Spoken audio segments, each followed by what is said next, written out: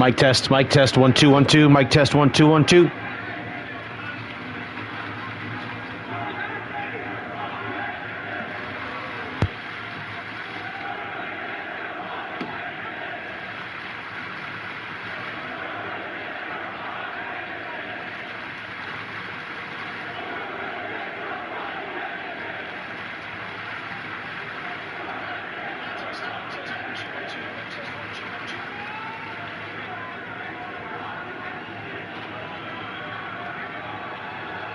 Mic number two, mic number two, mic number two. Mic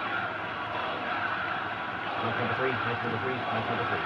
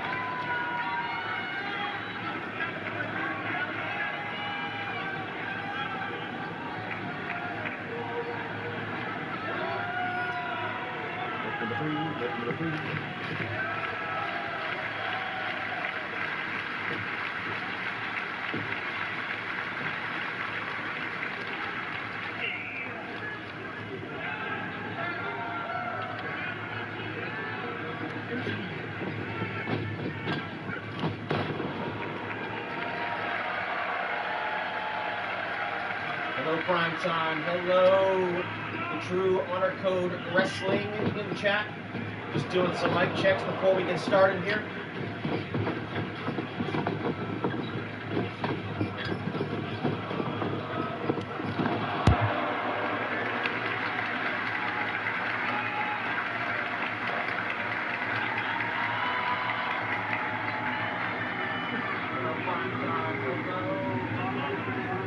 One two one two 1 2 1 2.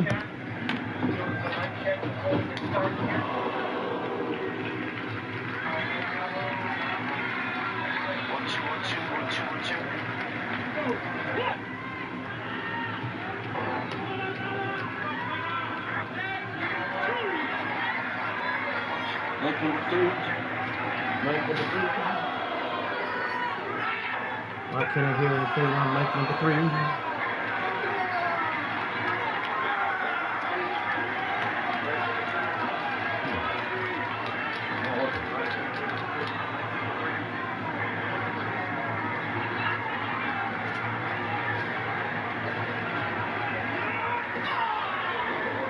Okay, we are going without it, folks.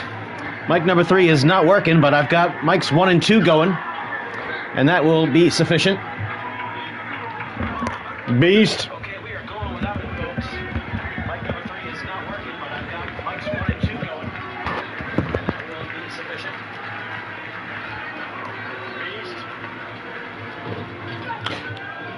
Alrighty, folks, my name is Damian Andrews, and welcome to the MVWF's presentation of Ground Zero. Tonight, what an event we have for you tonight, a stacked card from start to finish. And folks, the Extreme Chaos faction known as the Bones Enterprises is here to run shit in the MVWF, and tonight, we have a debut of their new bodyguard, W. Styles, and he'll go up against He's Athletic tonight. Also tonight, tag team titles on the line. Came out of nowhere to snatch the whole thing. It is Adrian Knight and Kyle Empire, the two former hated foes, having been unified by the great divider himself, the Skinny Wolf, and they will be going up against the two junior members of Cobra Kai in Antonio Brown for the Pittsburgh Steelers and Johnny Lawrence, accompanied by the MVWF Big Money World Champion, Sensei Mark Selesky, the leader of Cobra Kai. Man, I gotta say that I don't think Lawrence and Antonio Brown are the favorites here, but again, the volatile nature of this unification here between Adrian Knight and Kyle Empire, man, that is something that you cannot underestimate, in spite of the fact that they went out there and plowed over uppercut and fisticuffs to win the belts just at the last event. And speaking of big-time grudges, the MVWO's Ryan Doyle going after his own brother, Macho Man Honky Savage, in an underground match. Anything is going to go. No ropes, knockouts, submissions, pinfalls. I don't remember any of the anything goes in this fucking thing. I guess it goes until whoever fucking dies. Ultimately, the Macho Hawk himself gave a pile driver on the floor to Doyle's long beloved tag team partner, the Whiteside, just a few events ago, as payback for what the Whiteside did to his former gimmick, Hollywood Hulk Hogan, at Matchmania 777, the defending Wrestler of the Year worthy championship title reign of the Macho Honk, the Honkster at the time, should I say, before he changed gimmicks, losing the MVWF World Heavyweight Championship to Dan Crane in what essentially became a last-minute substitution retirement match, and he won the belt thanks to two scissor fight slams from the Whiteside, and everyone giving Whiteside all the credit for winning the belt for his boy at the biggest show of the year. And the Honkster responded by trying to break the neck of the Whiteside with the pile driver on the floor. An absolutely disgusting act by the Macho Honk. And of course, Miss Elizabeth will not be at ringside tonight. And you want to talk about controversy? Last event, Dragonheart Jr. was propped up to basically do something that no cruiserweight had ever done in the MVWF. Hey, Atticus Black, good to see you in the chat. Just at the last event, Dragonheart Jr. had basically beaten everyone in the cruiserweight division of anyone who had qualified as a cruiserweight except the Chronic Avenger, Rich Newell. Rich Newell, well, he had been, I guess, competing basically as he's just won the world championship not that long ago. The business, the big kick, the thing that gets it done, the crocodile on his feet. And he dropped down to what he considered to be a demotion into the cruiserweight division and pinned Dragonheart Jr., where Dragonheart Jr. clearly had grabbed the bottom rope, which should have broken the pin right there. The referee called for the 3 count anyway, and now we've got something here to try and correct that. It is, for the very first time in the cruiserweight division, a cruiserweight-style Iron Man match.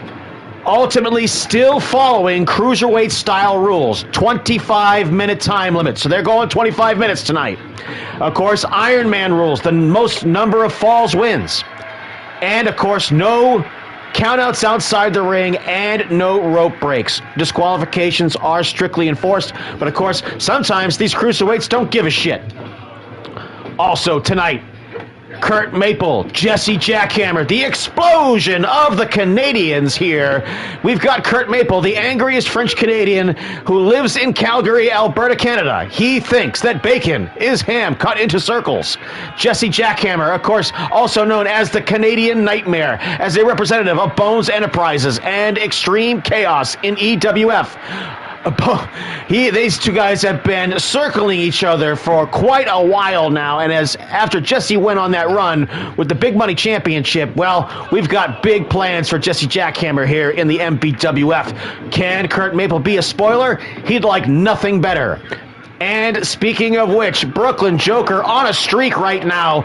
A battle of the Titans, as Brooklyn Joker is on a pathway here to face all of the big men here in the MVWF. Just a few weeks ago, he faced none other than Dennis the Sika Hitman Hart in a Titan battle. Man, it was the closest thing to a kaiju battle as you'd ever see here in the MVWF. And these two big behemoths, if you will, are going to clash.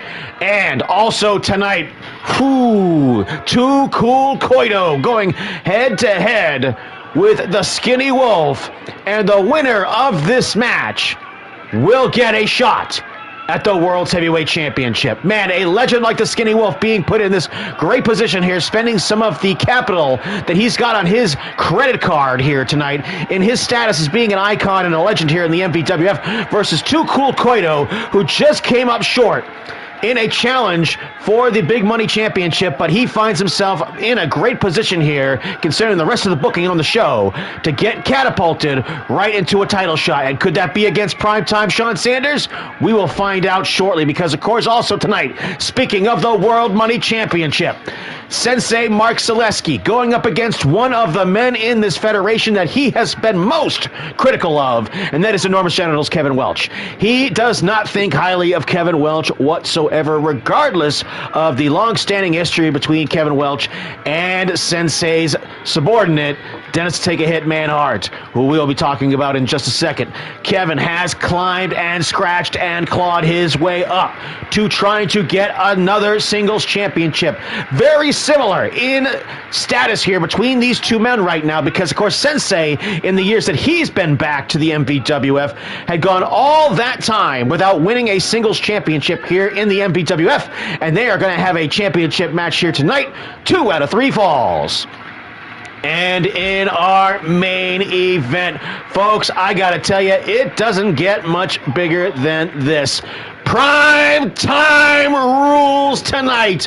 The champion on a streak, multiple title defenses under his belt, but he's got a recurring problem here in the face of Last Call Jeremy Love, who was one of the most recent challengers here, but what a match they had.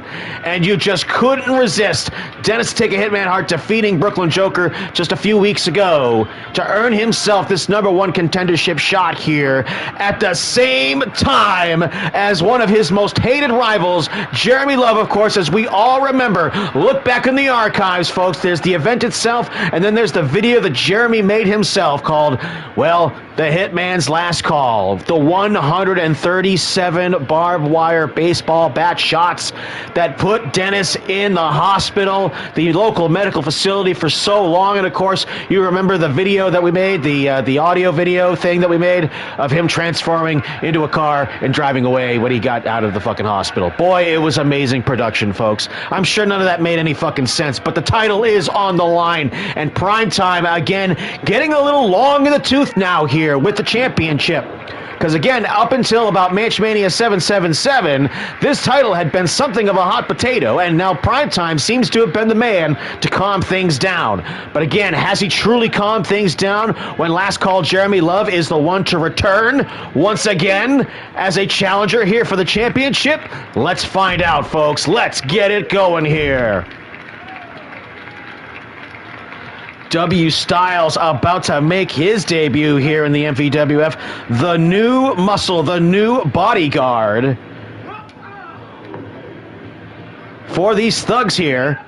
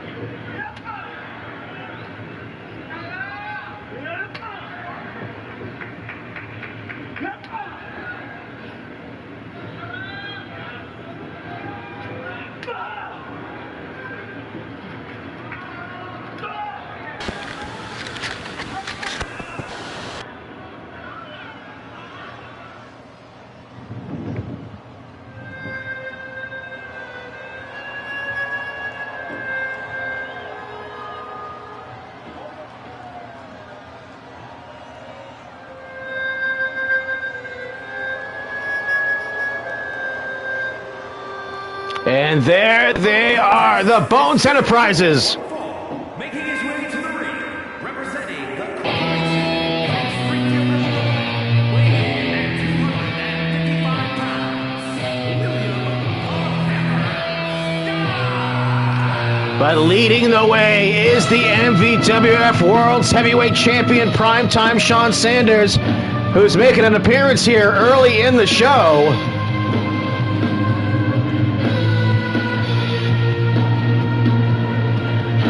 That's right, Brandon Bones suffering an injury recently in the EWF at the hands of Andrew Dubs attacking him in the parking lot.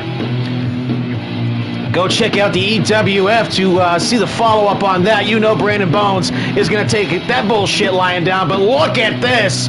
The Bones Enterprises at their full strength here tonight. Well, I guess maybe except in Bones' case.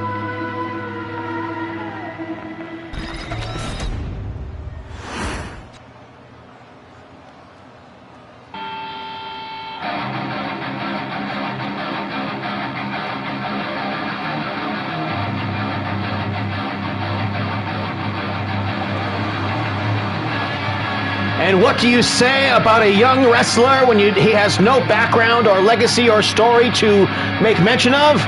You say, he's athletic.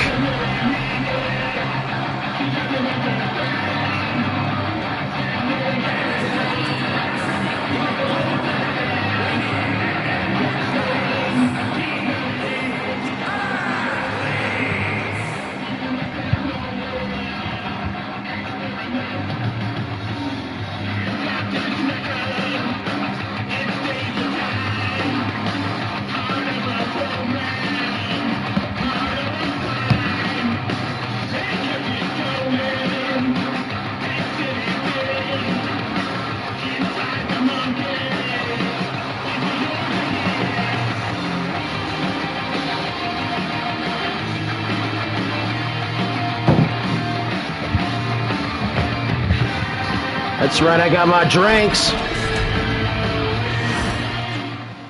And W. Styles, look at the specimen that he is out there. And look at the look of fear on the face of he's athletic. He knows he's fucked. Boom!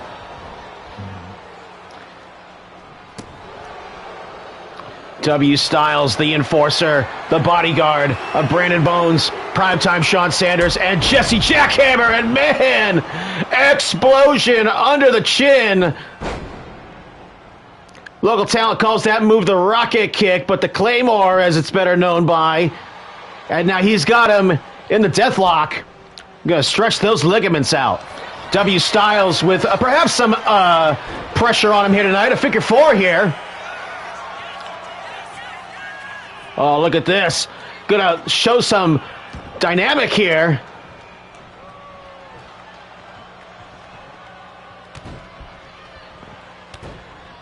Putting some spice on it.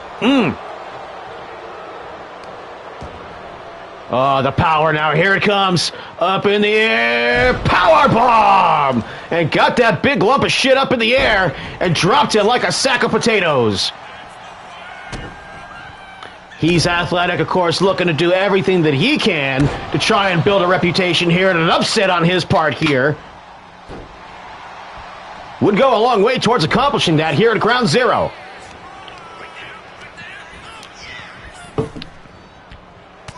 Bam, elbow shot. Smelly, the referee, replacing that turnbuckle pad.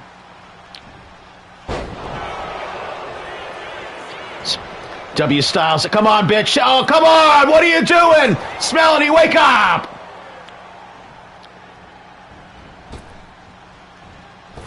Oh, and the big Hogan-style leg drop comes up short. W. Styles. Oh, look at that shit. Elbow shot doesn't even register. Fuck you, he says. Bam. Bam. And picks him up in the air. W. Styles showing his power. And he's athletic, retreating to the corner here. He's in trouble. He's just not athletic. He's in fucking trouble is what he is right now, folks. W. Styles having his way with him like it was his first day in prison.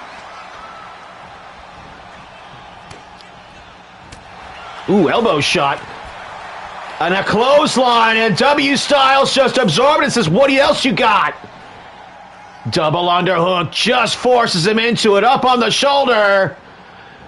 Boom! Stormbreaker! Like being thrown through a tornado.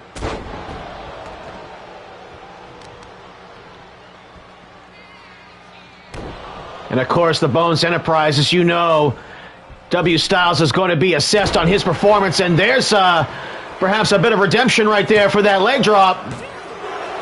And a kick out. He's Athletic, showing some toughness here.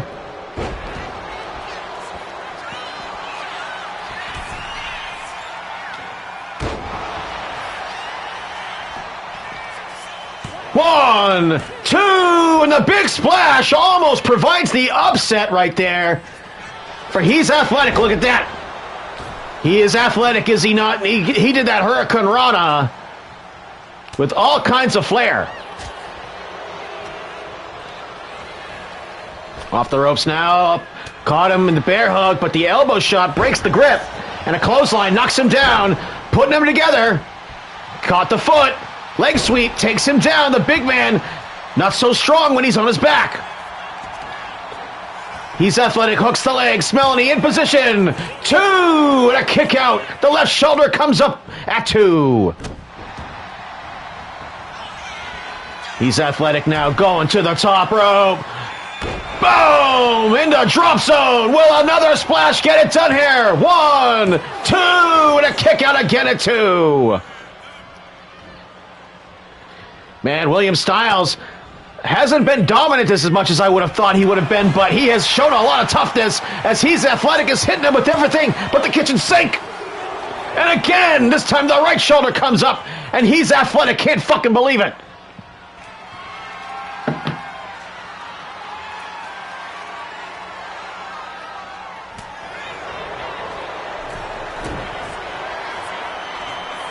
Oh, and to answer your question about why are there 3 controllers going, is that I've also, I've got 3 microphones going so that I can use my sound bar to provide music for the show.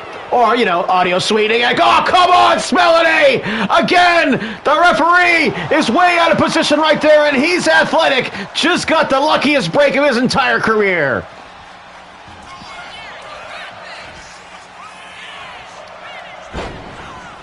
But it has not stopped W. Styles from being absolutely dominant.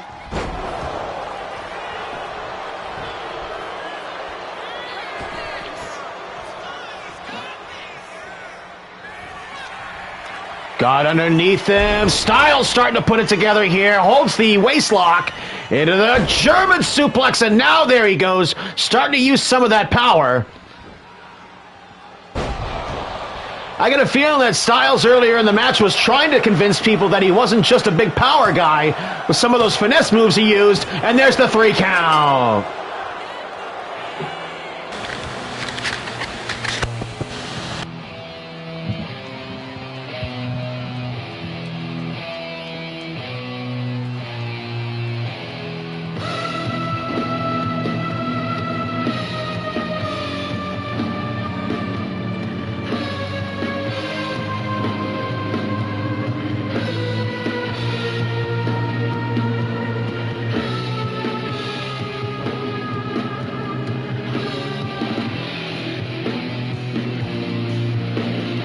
And man, He's Athletic. You got to give it to him. I think he was ahead on points, strangely enough, in this match until the very end. And William Styles, when he decided to stop getting fancy with it and just start beating the snot out of him, it made all the difference in the world here tonight.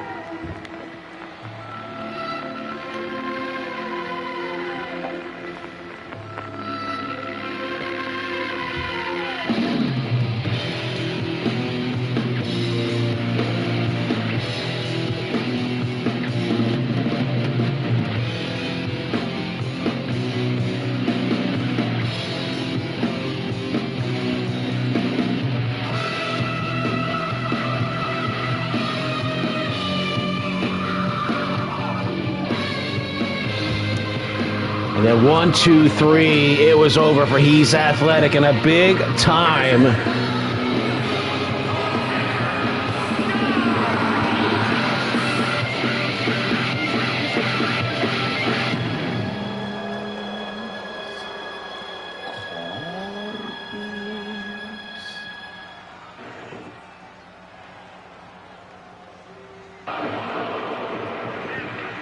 What a match that was. Well done, W. Styles. And we've got the tag titles coming up on the line here. bit of a neophyte team here, and Antonio Brown and Johnny Lawrence, the two junior members of Cobra Kai, going up against, well, these two guys who basically walked in and swept away with the entire division in the form of very former hated rivals of Kyle Empire and Adrian Knight.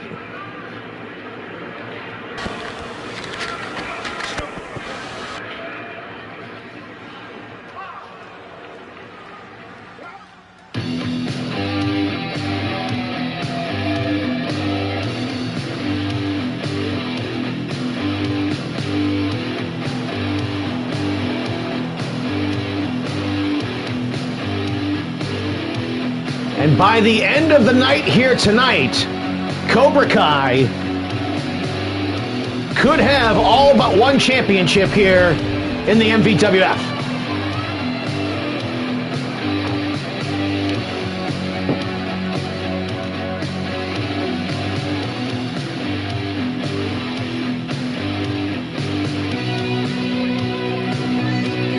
But you can see here in the MVWF that there has been a seismic shift where individuals are pairing up and grouping up and getting their factions strong. Cobra Kai having had their ups and downs in the last year.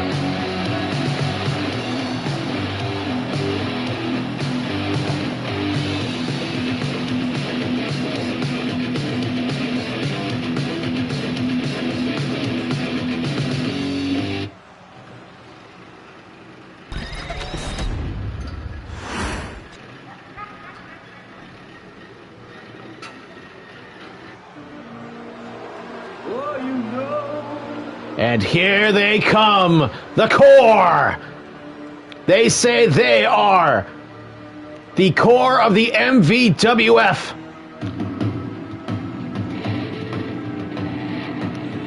And they swept the tag titles away from Uppercut and Fisticuffs.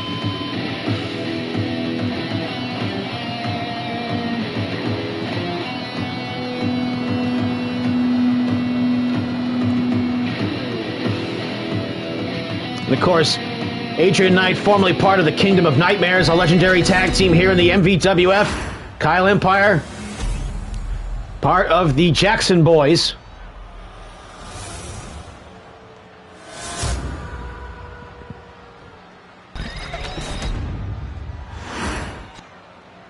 The following is a tag team match set for one fall and is for the World's Tag Team Championship.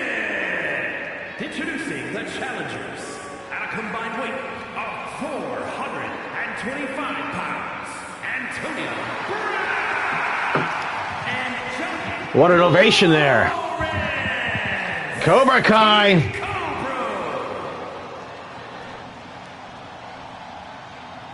And their opponents at a combined weight of 469 pounds, the World's Tag Team Champions, Kyle Jackson and Adrian Knight, the Core.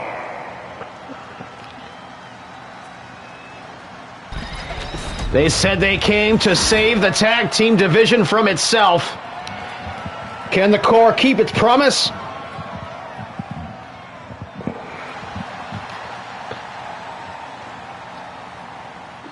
There's Melanie, the referee. That's right, Primetime, of course, has been campaigning for a tag team title shot. But, of course, we had business with William Styles here tonight. But, of course, depending upon who wins this match right here tonight, I mean, I would say that Lawrence and Antonio Brown, if they were to defeat Empire and Adrian Knight here tonight, and they are certainly capable wrestlers, and anything can happen on any given night here in the world of professional wrestling.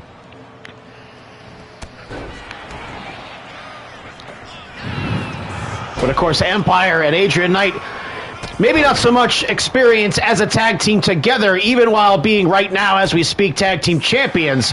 They both are part of two very legendary teams now forming this union, bringing two very different flavors of tag team wrestling together at once. Do you like peanut butter and jelly, or do you like peanut butter and fluff? Do you like whole milk? 2%. Cuckoo ka-choo.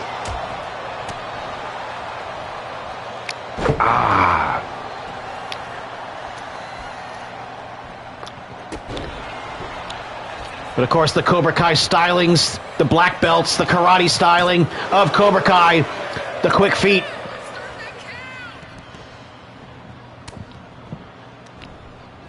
They can end a match in an instant. One knockout shot, and it is over. And we've got new tag team champions.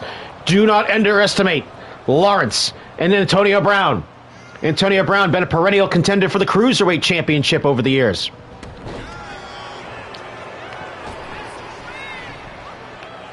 Johnny Lawrence has challenged with Sensei himself as a tag team in the past before Dennis joined Cobra Kai.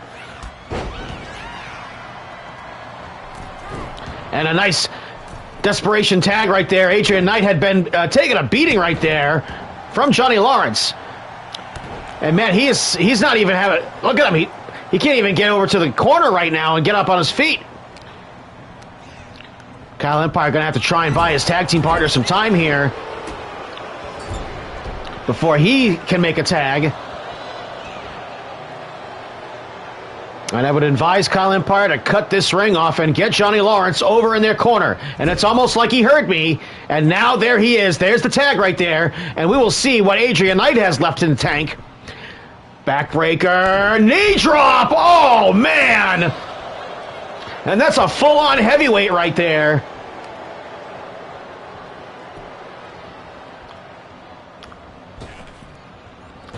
Oh, big time. Cocked and loaded with the clothesline. Dodged it. Karate kick. Side headlock takeover. And as strong as Cobra Kai is in the karate stylings, they are good fundamental wrestlers as well. Grab his dick and twist it. That's right, Smelly.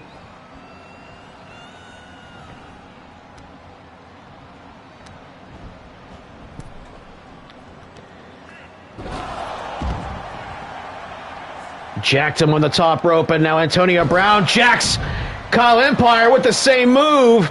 And now perhaps Johnny Lawrence can pull off some shenanigans, and now Antonio Brown signaling to the Cobra Kai faithful that his karate is strong. Nice dodge, spin, inside kick. Oh, misses the enziguri. Up, under the arches. Big time enziguri, a second attempt. Try again. And there he is in enemy territory. Coming off the top rope. Double stop! Antonio Brown for the tag team titles. 1, 2, God, our left shoulder came up just in time. And here comes Kyle Empire, perhaps with some ill intent. Oh. Well, look at him. Oh, it takes out Antonio Brown. He distracted him. Good move there by the tag team champions, showing their experience in tag team wrestling.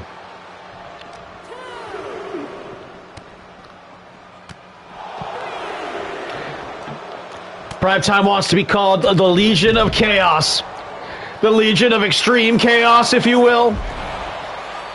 And of course, next weekend, folks, by the way, in the EWF is EWF's biggest show of the year, the 2-night extravaganza of WrestleMania. Brandon Bones will be competing on that event if he is cleared to be able to wrestle. We saw him earlier on with the neck brace on. So it remains to be seen as far as his status, but Brandon Bones has been promising he's going to be there, bandages and neck braces or not.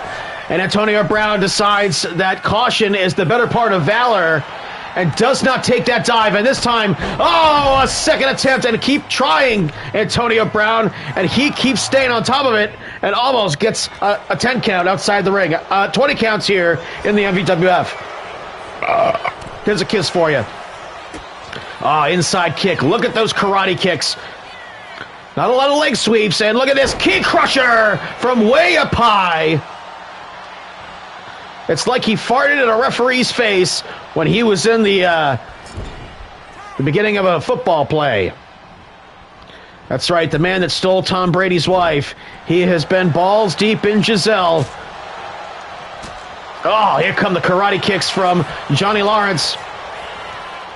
And into the corner, the tag team champions have had that focus on them. They've been trying to get this match cut in half. Or should I say the ring cut in half.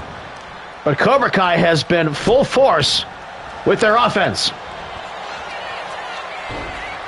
Cross-arm breaker. Johnny Lawrence here going to try and get the submission here, but Adrian Knight knows the way out, an experienced wrestler. For years, we just kind of wrote him off as a rookie and stuff, but of course, has never won a singles championship in the MVWF, but a multiple-time, heavily decorated tag team champion with Mr. Nightmare, and now here with his second pairing in Kyle Empire. And they're already tag team champions. Adrian Knight, of course, after the dissolution of his tag team with Mr. Nightmare, disappeared from the MVWF for a couple of years due to injuries and the physical therapy that he was going through. Came back as a singles competitor, basically immediately started his feud with Kyle Empire again. But again, like, after being gone for a few weeks, and then somewhere along the lines, man, karate kick from the top rope. Johnny Lawrence looking to finish this thing and win the belts. Ah, spin kick. He went for everything. And the flying knee. Nothing on it. Oh, miscommunication there by Cobra Kai. Oh, and the crowd don't like it. But again, what did the Skinny Wolf say to bring these two together? I can't even fathom it. Oh, man. And the kicks are not landing for Johnny Lawrence here. And Adrian Knight saying something right there to him. Don't know what it was. Look out, Melody. She gets in the way all the time. And, of course, Adrian Knight knows how to throw some kicks. Oh, here it is. Camelot kick. Bam! Absolutely swept the head off of him. Then Sensei getting right in the shot. There's a potential thumbnail for the show. Oh, there it is! Now that kick landed. Shoulders down for the tag titles. Kyle Empire gonna have to rush. No, he believed in his tag team partner right there. And Kyle Empire, that's a big moment right there for them. But of course, even when he teamed with his brother Nick Jackson back in the day, Kyle Empire, known for his tough love. Very character consistent right there, and look at that. Oh, look at Adrian Knight trying to humiliate Johnny Lawrence, and oh, he would not let him do that to Cobra Kai.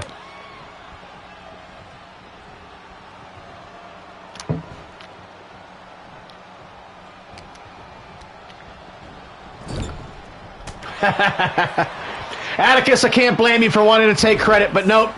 If you want to thank somebody, thank Andrew Dubs. Remember, here on the microphone right now, I'm Damian Andrews. So yeah, I too can take joy in the fact that Brandon Bones has fucking... What is the Skinny Wolf doing getting in the ring right there?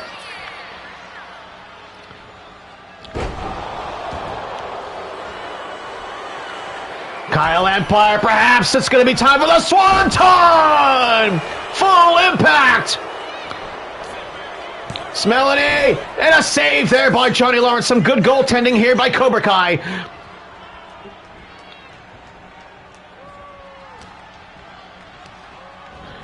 Into the corner now, Antonio Brown from the Pittsburgh Steelers, the man that stole Tom Brady's wife.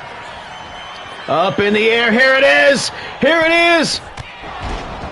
The end of the nightmare! Shoulders down. 1, 2.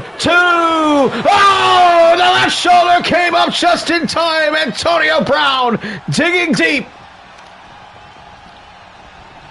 Get out your rally towels.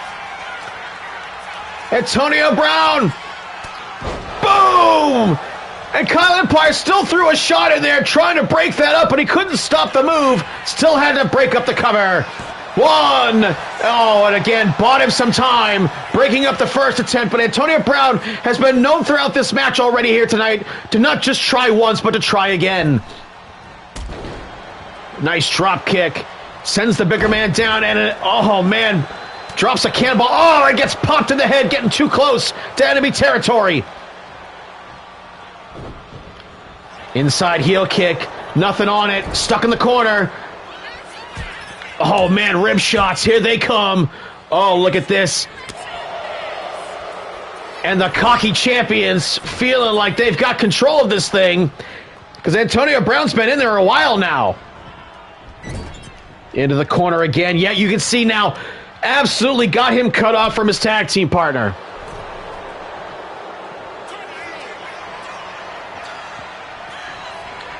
Double team. The end of the nightmare, part 2. Shoulders down. Can Johnny Lawrence have some faith? And yes, faith rewarded. Can you believe that right there?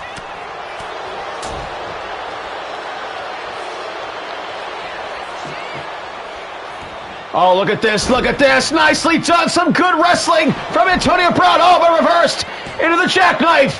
2. He got him.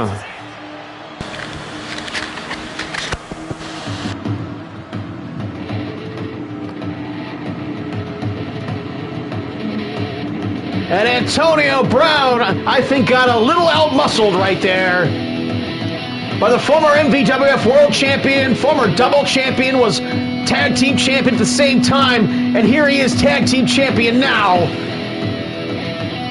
with the first title defense for the core.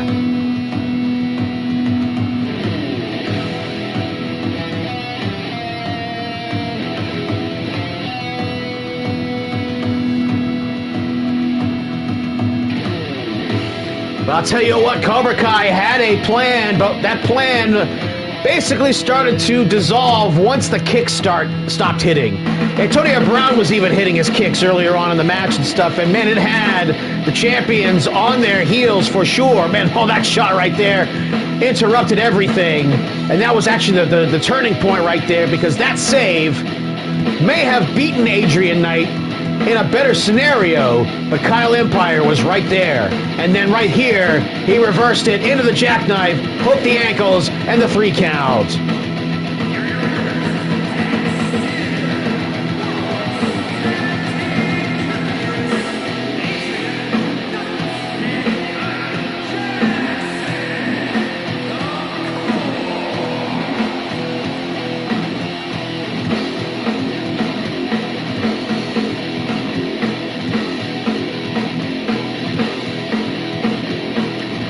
First championship match of the night, first successful title defense.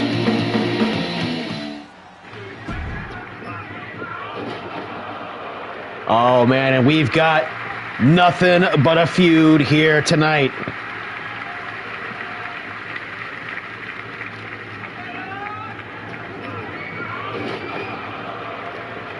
The Macho Honk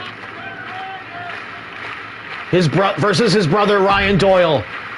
The Honkster at Matchmania 777 lost the belt to Dan Crane thanks to the White Side, and then they had a match where the Macho Honk exacted his revenge with a lethal pile driver on the floor that has put Whiteside on the shelf ever since. And then Doyle, just at the last event, pulled off a last-minute humanure that won him the belt, won him not a belt, but won him the match. And the Honkster felt like he kicked out at 2.5, a close count for sure, and then the Honkster basically attacked the referee afterwards. And now here they are this time. Anything is gonna go, and we shall see who gets revenge.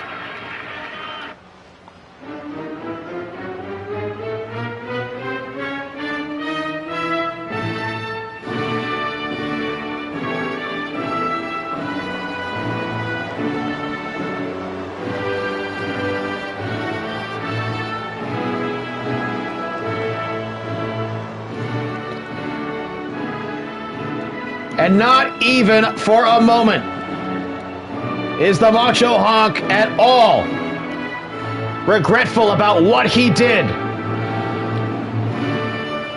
to the light side.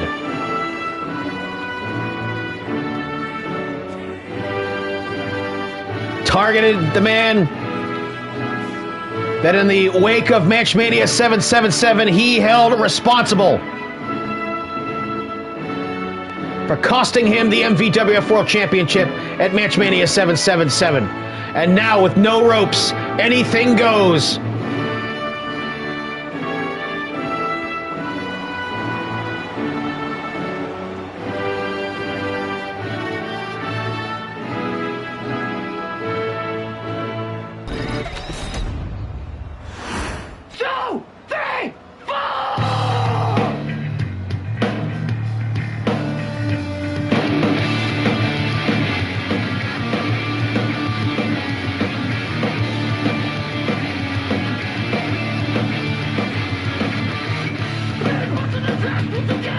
And the MVWO does not take slights to injuring their members lightly. The Jiu-Jitsu Master, the former MVWF World Champion, the Wrestler of the Year in Season 2, the Tag Team Wrestler of the Year in Season 1, main evented Matchmania 3,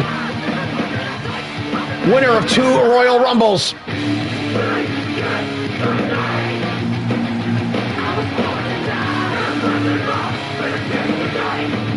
Three-time Super 32 champion, tag team champion with multiple partners.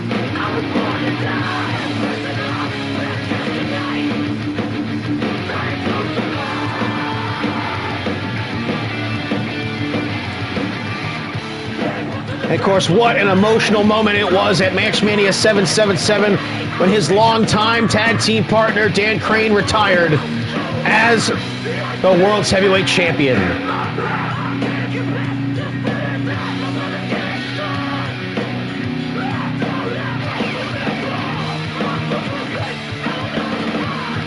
But here tonight, it is brother versus brother.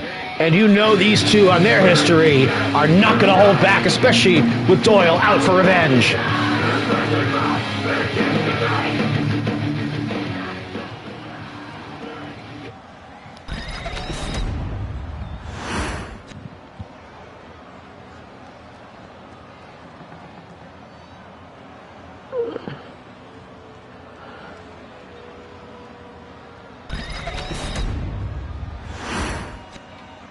The following is an underground match. The only ways to win are by knockout or submission. Introducing first, from Sarasota, Florida, weighing in at 201 pounds, Macho Man H. the Savage. And from Manchester, New Hampshire, weighing in at 245 pounds, Unbreakable, Brian. One of the great icons of the MVWF is Ryan Doyle, and we know his use of the Bukkake Tsunami, the Humidor, and of course that amazing flying knee strike that he's used to win world championships. And Doyle's feeling the power here. He wants, oh, the big punch.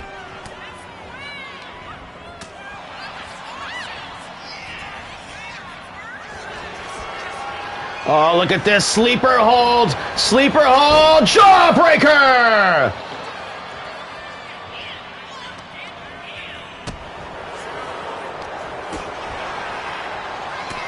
Doyle right hand, caught the punch. The Honkster has definitely prepared himself for the fists and fury of Ryan Doyle.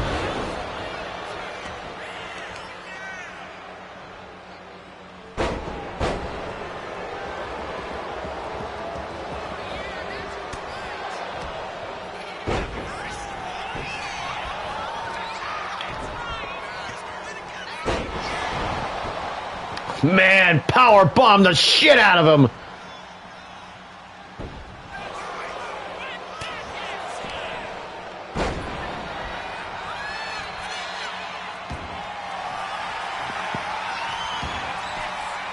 And into the Hell's Gate. The Hogster gonna have to fight his way out of this submission. If he gives it up, it's over.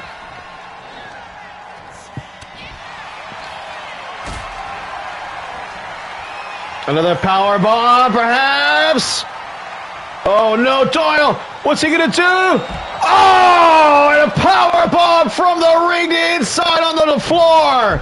Oh my God! Oh, an elbow from the apron. Doyle out to destroy this man for what he did to his tag team partner, and now the triangle. The Hogster powers him up.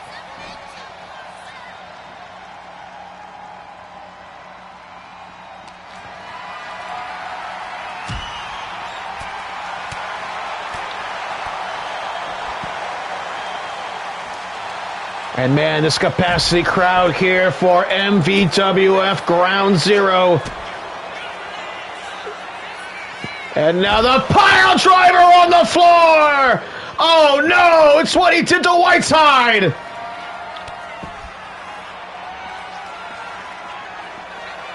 And the Macho Hawk just rubbing it in everyone's face what he did.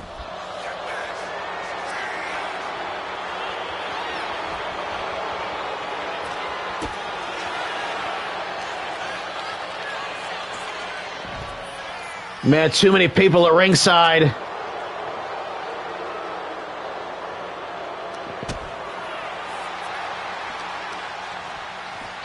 Oh, nice reversal there. The Hogster finally starting to put it together here as Doyle unleashed the fury early on.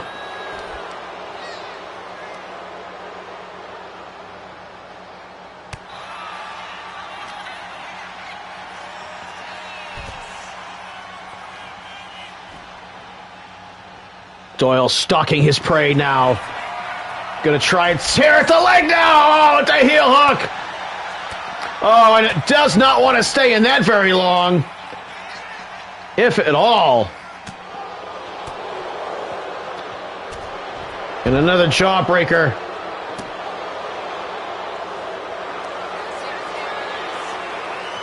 And look at the Hogster now gonna try and give Doyle some of his own medicine here. In the figure four. Oh, and a big right hand gets him free. And the Hogster having no choice.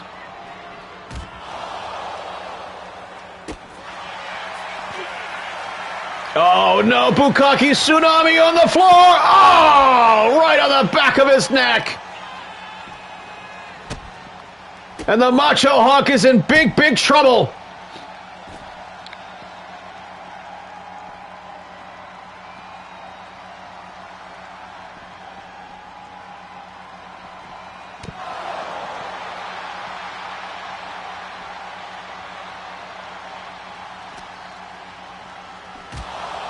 Oh, and just clobbers him into the railing.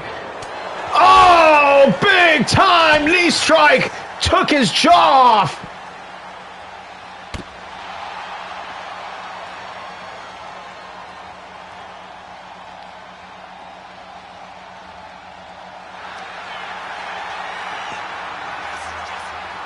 Doyle now going to turn him over into the South Boston Crab. And the Hawkster manages to hold on. Bukkake Tsunami one more time here on the floor. Boom! Right on the back of his head. Doyle's got him cornered in there.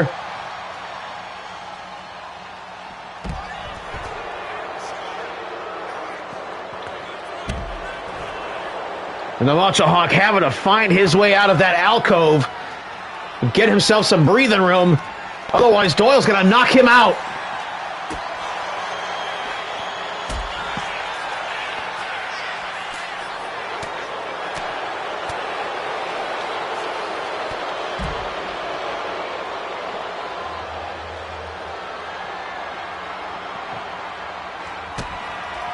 Another pile driver. Oh, no, he's trying to injure his own brother here. Oh, no, he's just trying to kill him.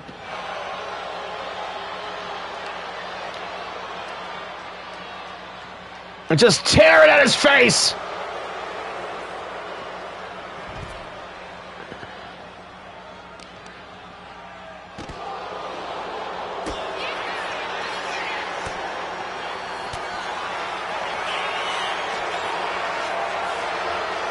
Back into the sleeper.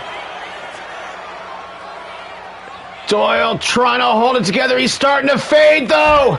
Oh, but he couldn't hold him up anymore. Oh, finally reversed that pile driver and sends him into the chairs.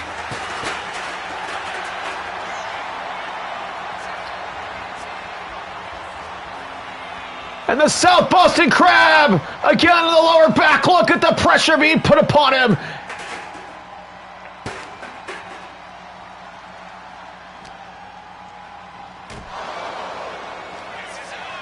Oh no, Humanure, boom, on the floor! Is he conscious?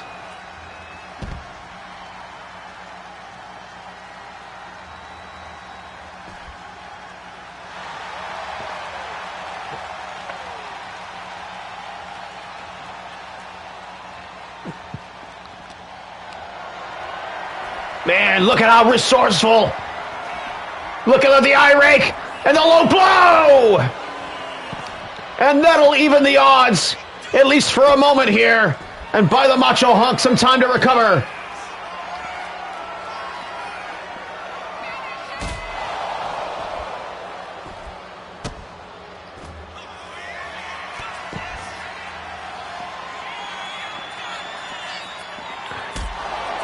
And this rivalry between two brothers, the grievous injury on the white side, and the thirst for vengeance.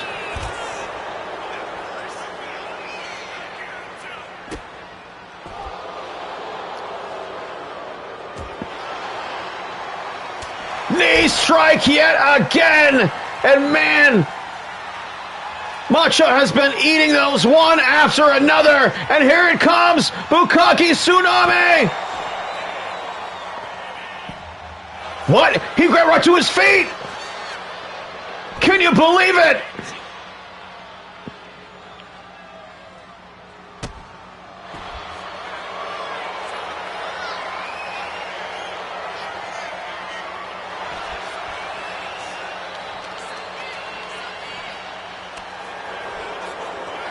Oh, shut him down. Here come the jabs.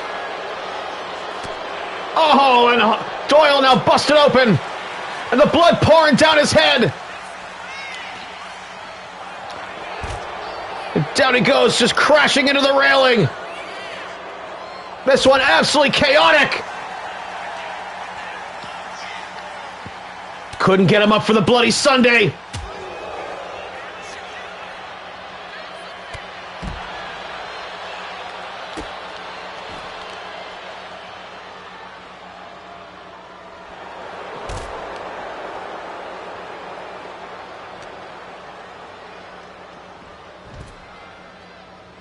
Doyle wipes out all the way back over in the alcove again. And the Macho Hunk stalking his prey now. Raking the eyes. And another low blow.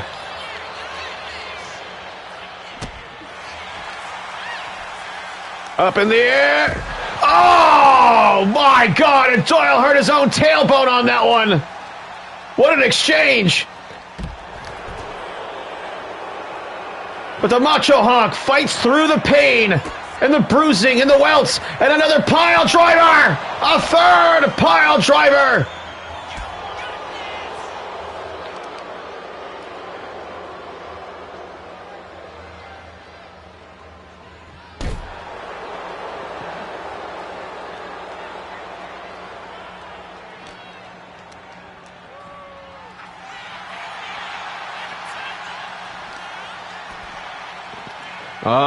Powerbomb again! How much more can these two guys take? Uh-oh. South Boston Crab for a third time. Will third time be the charm here? He's thinking about tapping. Oh, but Doyle could not hold on to the move any longer. And now another Bukkake Tsunami. Boom! On the back of the neck. How is Macho Hawk still conscious?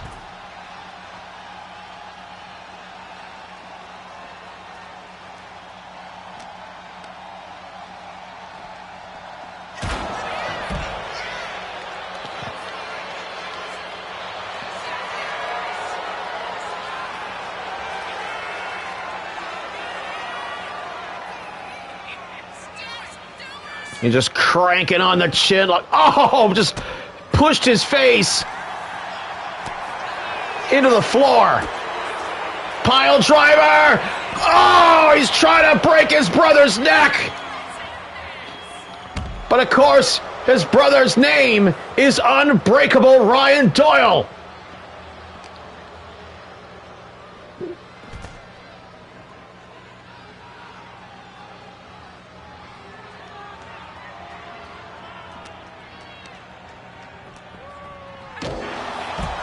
Oh, and Savage bounces off the ring post.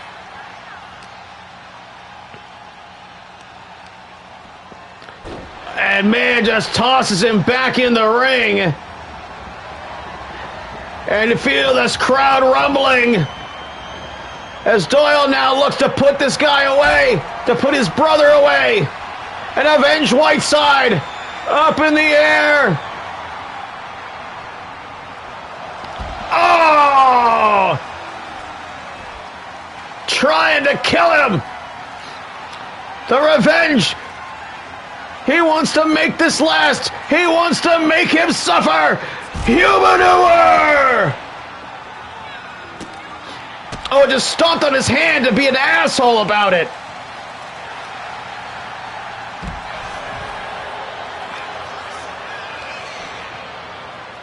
And the desperation choking of the Macho Honk.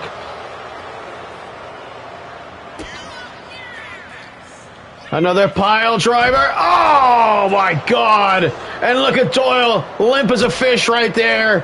That might have been the last straw right there. That might be it. And the gloating, just to cement it even harder.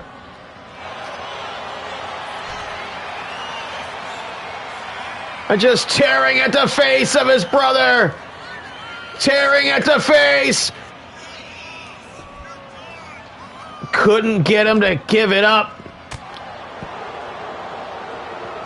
Couldn't get him to lose consciousness.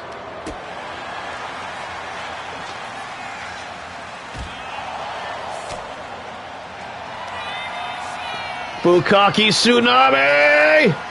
Oh! Drove him right onto his head. This has got to be it right here. Will he tap? Will he tap? He's hurting. He's desperate. Oh, but he couldn't hold on to it any longer.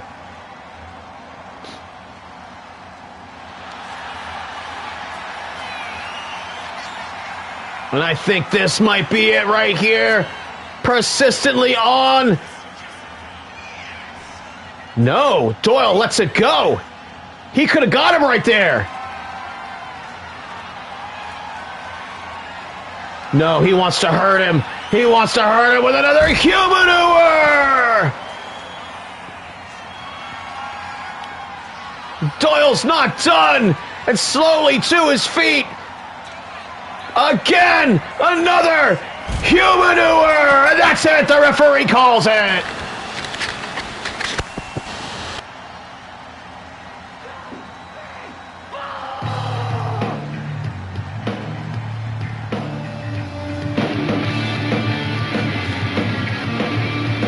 What a war of attrition it was here. I got to imagine Doyle, one way or the other, is going to the hospital tonight. 5 pile drivers on the floor. He's unbreakable indeed. He's lucky to be alive. Look at that right there. Oh, my God.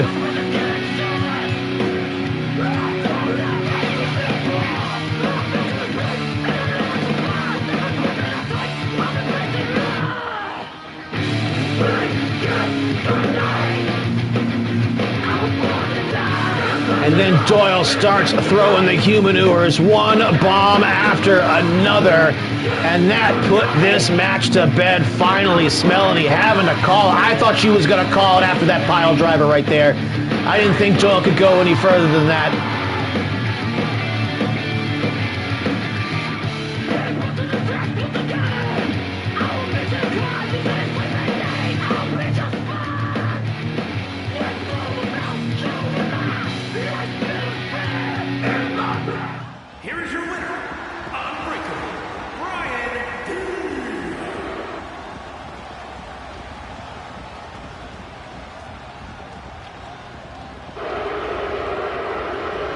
And Doyle feeling it here. Man, oh, yeah, he's heavily holding his neck. Man, that did not go over well, all those pile drivers. Good for you, Doyle. What a match that was. And finally getting some revenge on the Macho Hawk.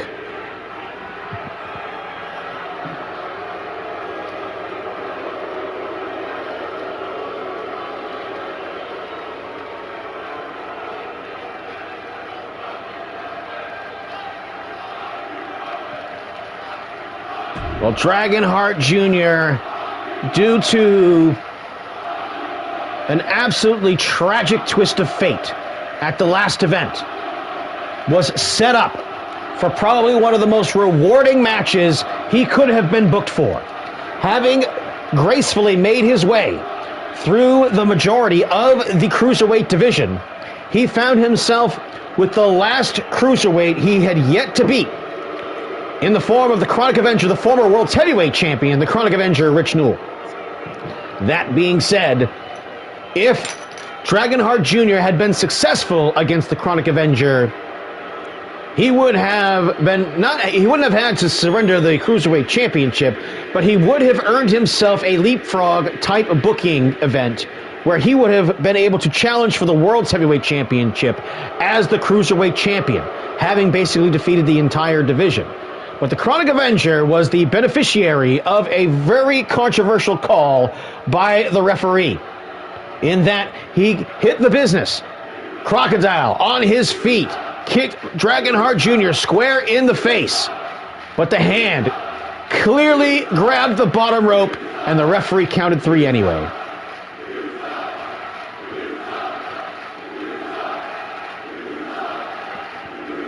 An unfortunate series of events.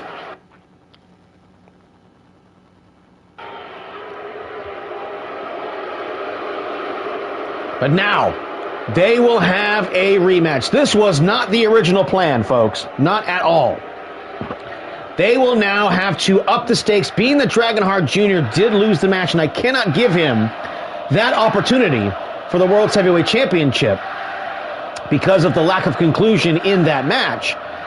That being said, Dragonheart Jr. is, in my view, the uncrowned MVWF Cruiserweight Champion.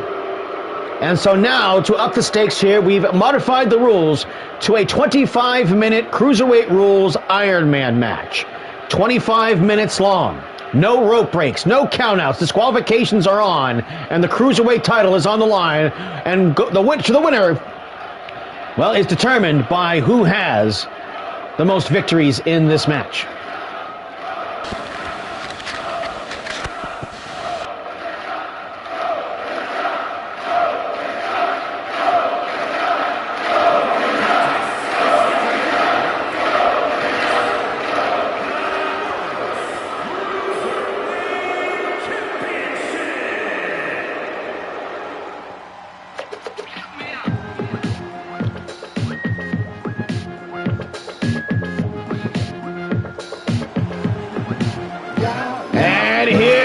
Comes, folks, the NWA's Dragonheart Jr. Probably one of the most prolific cruiserweights we've ever had here in the MVWF. Slap him up and shake him up, and then you know. Let him off the float and bait him with the dough. You can do it funk or you can just go. Yeah, this go. Buy me a particular CEO. Slap him up and shake him up, and then you know. Let him off the float and bait him with the dough. You can do it funk or you can just go. Yeah, this go. about it, who's what you waiting? On the turf debating how to get it percolating. You working you while we happy just to work a day. But I'ma slap him till my blood starts sucking. Forget what you knew. Welcome to the motherfucking battlefield. Let's go. I two-step with Lucifer, and ever since I started dancing, I walked the fine line between Einstein and Charles Manson. Starved this famine with my stomach growling, like someone shouting 100,000 times louder than thunder pounding. Fuck around and I'll punch your mouth in. I'm king of the mountain with my life in this project like it's public housing. Counting on the fact I fireball. The Chronic Avenger Rich Newell won the Ultimate 2 Gauntlet and became, for the first time, MVWF World Heavyweight Champion. And after that controversial call at the last event, won the Cruiserweight Championship. Behind the slow driver, soul survivor, flowing live is second nature, so don't test. It's best to save your breath like respirators. I throw a punch at your ribs that gives your lungs asthma and hash. You're pouring out your guts faster than Dutch masters. Drunk bastard, past the point of no return like Denzel, tricking Ethan Hawke into smoking Sherm. Judgment overturned, holding court like Mordecai, immortalized when I make statues. Of course, longtime partner of the Macho Honk, the Honkster. I'm in the trenches barking orders like I'm Sergeant. The Knights of the Northern Lights, as they're known. Winning championships here in the MVWF, the prolificator of the business, the big boot, the crocodile on his feet, is what wins the Chronic Avenger all his matches. Welcome back, Beast. Of course, just a reminder for those of you just joining us here on the show, next week, EWF's WrestleMania 2-night event. The biggest show in Extreme Wrestling Federation's year in their calendar. Brought to you by the Beast. And if you want to know what time it's going to be at, well, whenever the LTD show isn't.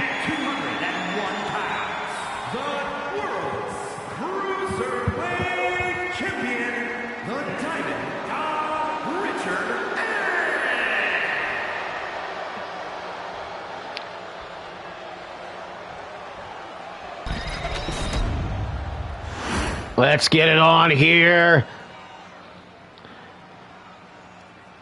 Rich Newell, Melanie the referee. She's been working tonight, showing the belt that Dragonheart Jr. is so familiar with. 25-minute Iron Man match. Most falls victory here. So it's not going to just be one big fucking mistake made by the referee here. It could be several big mistakes here by the referee, but the fact of the matter is that one way or the other, whoever it happens to, they're going to have a second chance.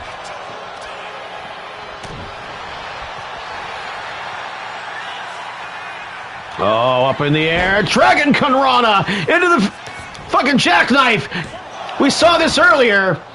Successful for Kyle Empire in defending the tag team titles is that jackknife right there, but Dragonheart Jr. opts for the kick to the head, to the mohawk, if you will. And now Dragonheart Jr. Says, fuck the disqualification thing, I don't give a shit. And he's got a door. Whoa! Look at that right there for everyone in the front row. Uh-oh, Dragonheart Jr. up on the top rope. What's he gonna do? Moonsault! Oh my God! And the Chronic Avenger just nopes out of that shit. Let me take a hit in celebration.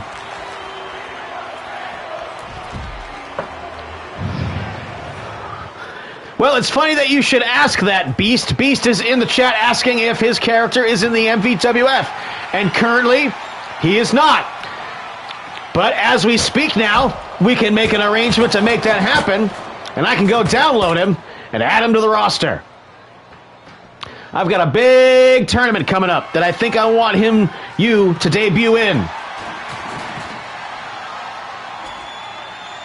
The MVWF known for its tournaments. Oh, and there's, how about some business for the Chronic Avenger?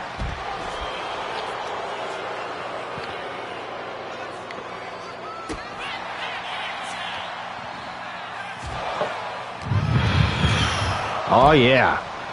Bet.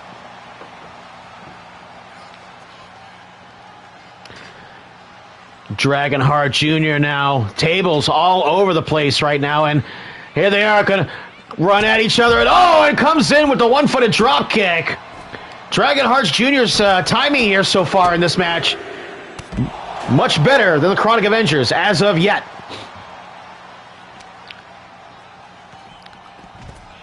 Cruiserweight title on the line, 25-minute Iron Man rules. Apparently, Smelony not going to let this match this time end on some silly disqualification or let anyone score a point that way.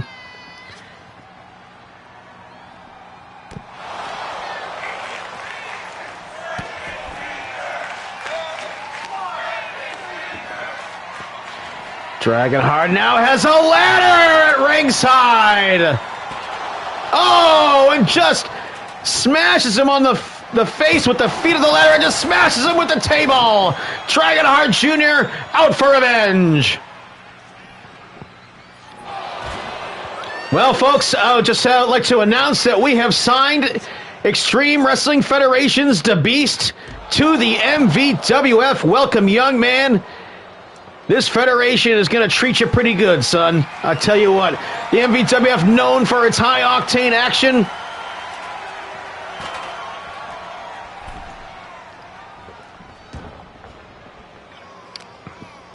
One of the oldest E-federations in the world. As I mentioned to you in our conversation before, the MVWF debuted in the summer of 1999 on the PlayStation 1 on WWF Attitude. It was the Canada Cup tournament, the the NCAA-style 32-team tag team tournament of wrestlers from WWF, WCW, ECW back in the day, celebrities, musicians from the rock and roll and hip-hop world.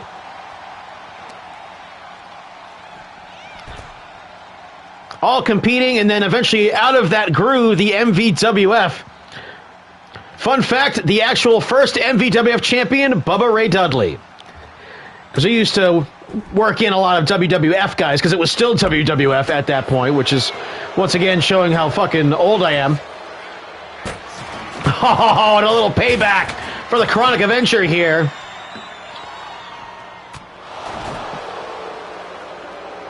And so far, no score here in the MVWF for the Cruiserweight belt. And a big-time business-style boot as Dragonheart Jr. trying to make a point to the Chronic Avenger. And, man, just pounding away at him. The first 6 minutes of this match so far here has been all Dragonheart Jr. And the champion finally, there's the business! And that could be the great equalizer, the crocodile on his feet.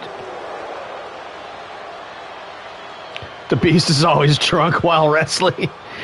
Well, if you've been sipping off of some of that Midnight Hobo, I mean, yeah, that will put you in a different dimension. Oh! Dragonheart Jr. eats shit in the steel steps.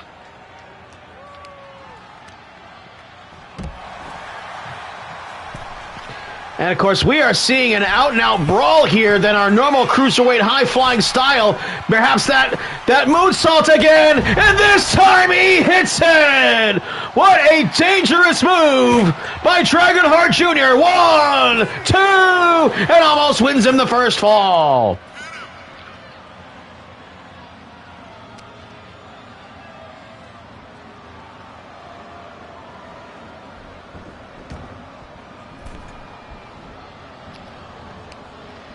Caught the foot.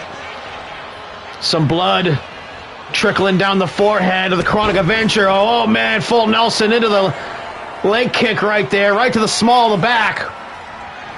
Business, this time ducked it, had it scouted. Dragon Kunrana!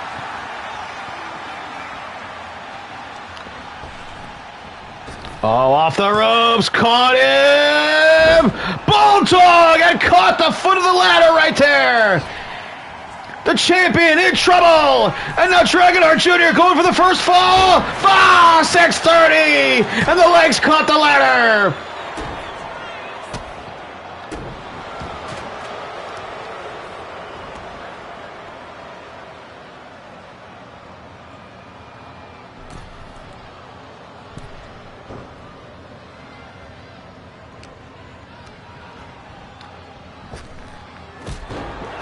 Big time business boot.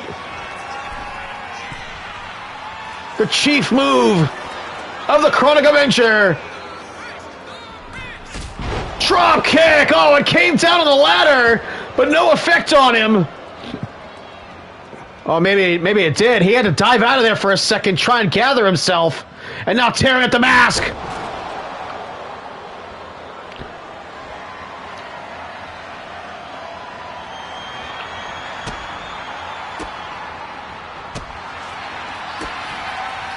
Was going to try and hit him with the dose. Dragon Driver on the door. And the right shoulder comes up. Up in the air. Big splash. Caught him on the back. That might knock the wind out of him. But Dragonheart Jr.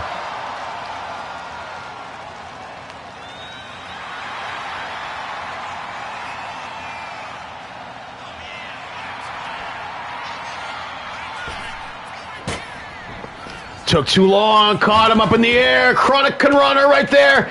As again, Rich Newell has spent most of his career competing in the heavyweight division when he could have qualified as a cruiserweight.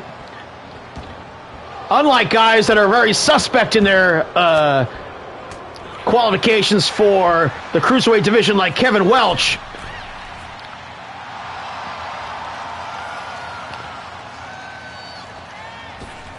Dragon Kanrana again takes him over. Dragonheart Jr. leapfrogs back in, feeling the crowd is behind him here. We are 10 minutes into this thing, and so far, no score. Oh, and leaps off the second rope with the forearm smash. Caught him.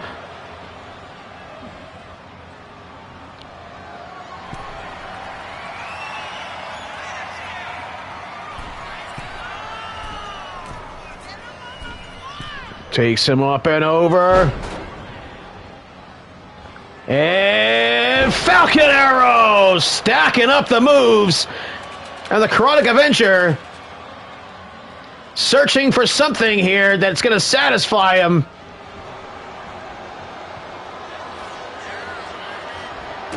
Business! What's going on here? What is happening here? It's Dragonheart Sr. Dragonheart Sr. is coming to ringside. And what is he doing distracting the Chronic Avenger here? From behind. Dragonheart Jr. got him all tied up. One count only. And clever move, though it may have been, for the Dragonhearts here. And Dragonheart Sr. got out of there. Business comes up short. The Chronic Avenger is off his game right now.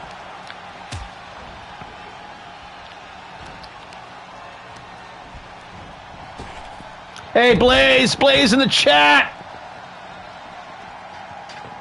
Welcome, friend. Cruiserweight Championship on the line. Powerbomb on the floor. Oh, and a knee strike. Goes to the cover.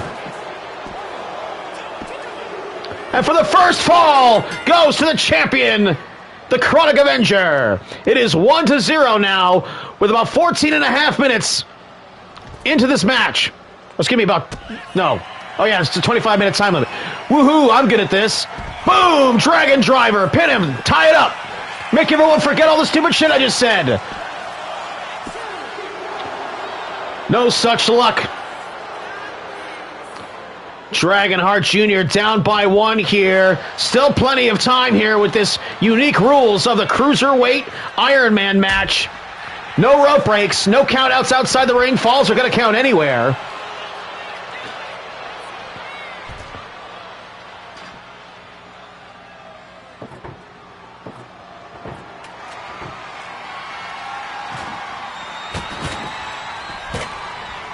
Oh, Dragonheart meets him inside the ring. There's two tables in there now.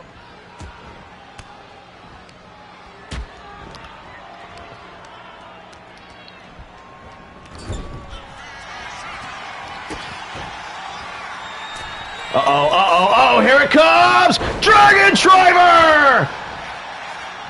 On the table! One to knot it up! No! The champion gets the right shoulder up, and the crowd can't believe it! The crowd cannot believe it! And man, a full impact on that knee strike. Dragonheart Jr. needs to tie it up right here, and he missed a high crossbody. The champion had it scouted. Big time kick to the face. Crocodile on his feet.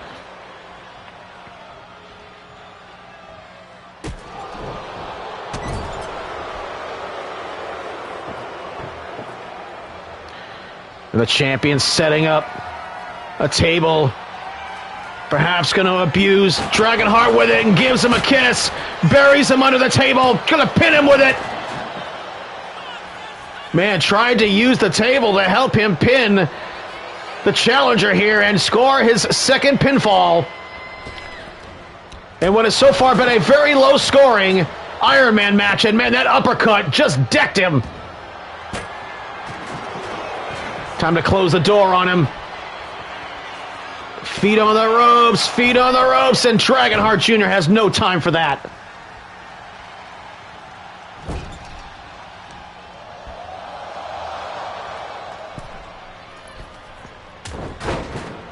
Got him with the punch and the drop kick. Putting together his moves. Double stomp on the chest.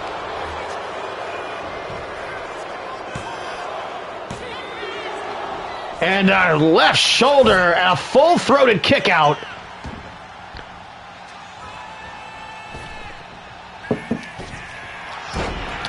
Oh, too much showboating, and Dragonheart Jr. made him pay.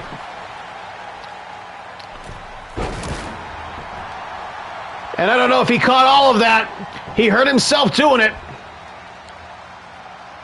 And both men are down. And look at this crowd here for the MVWF here tonight, here at Ground Zero.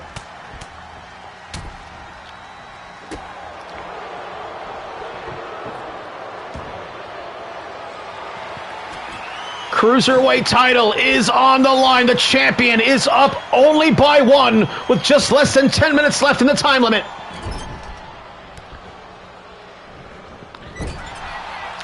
It's questionable whether or not the champion should just try sandbagging to try and run out the clock. But dodging moves like that into the business is the key to success.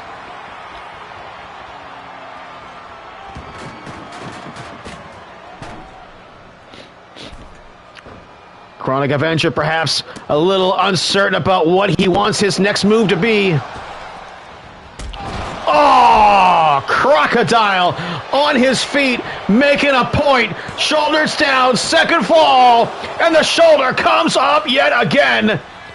Dragonheart Jr. will not let the champion pull away. And he's bleeding bad now. Oh, I was so certain he was going through the table. But he missed the kick. And blood pouring out of Junior here.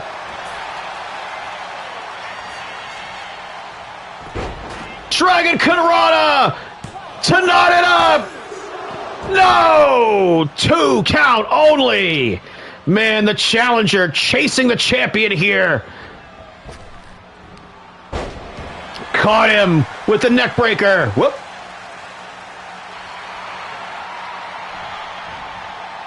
Stalking his prey. And there's that kick. Caught him right in the head. And Dragonheart Jr. go over the 630. Go! No! He missed. And that might be the fatal error here in this match. Oh, into the table now. Got him! Destroyed him through the table. And now a bloody and battered champion. Feels like he has him in position. Got him with the chronic elbow. 1, 2, and another kick out. What heart from Dragonheart. The man who now proudly owns a PS5. And now he's going to dose him. Oh, what was that? Oh, shit. Slapped him in the face. Didn't wait for it. Arm breaker. 1, 2. No! The right shoulder comes up again. Even though he's up by 1, the Chronic Avenger can't feel anything less than desperate here.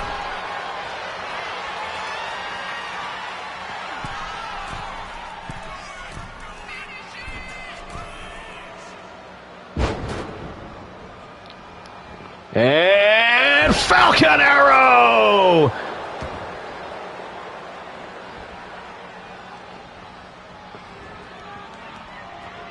The Chronic Avenger getting a little long in the tooth here as we get into the deep waters of the time limit.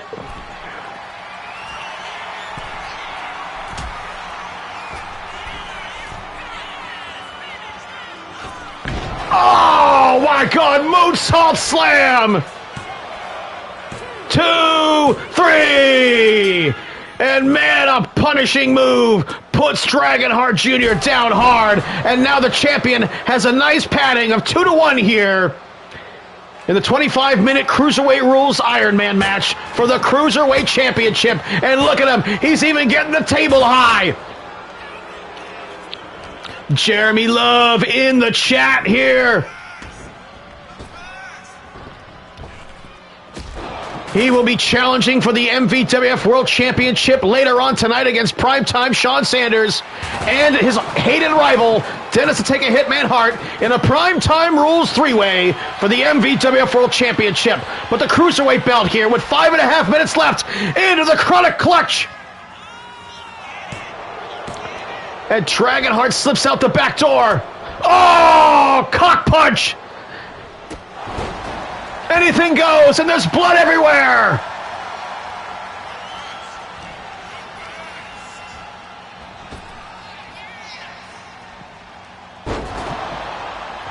Face first on the table. 6:30 time.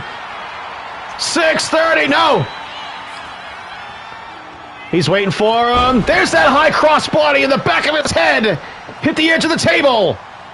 And now the Dragonheart, he wants revenge. Ah, just slams the table on him.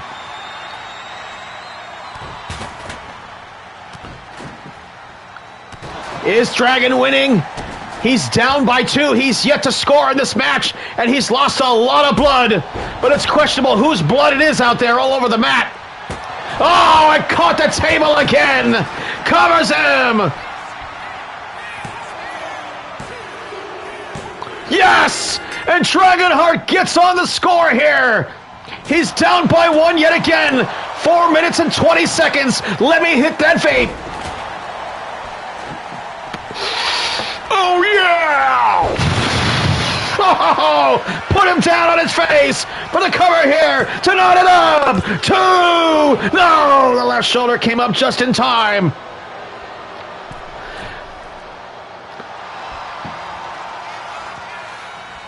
Second rope, Dragon Conrada takes him over. No, I think he should have gone for the cover right there. Any move that he hits, he should follow up with the cover. Leapfrogs over him. Wheelbarrow, oh, face first on the legs of the table.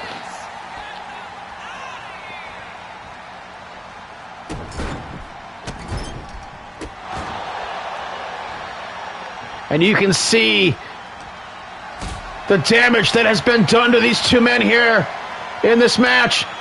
Look at him up on the shoulders, fighting for his life, for his championship. He's still up by 1. German suplex. Oh, and a powerful clothesline. And now with 3 minutes left, yes, he's definitely running the clock out now.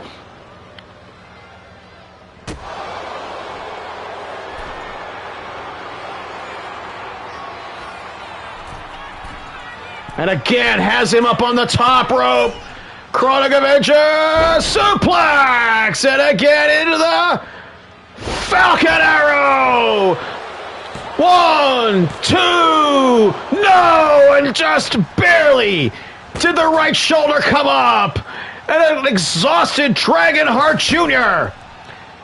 is just pouring blood onto the mat.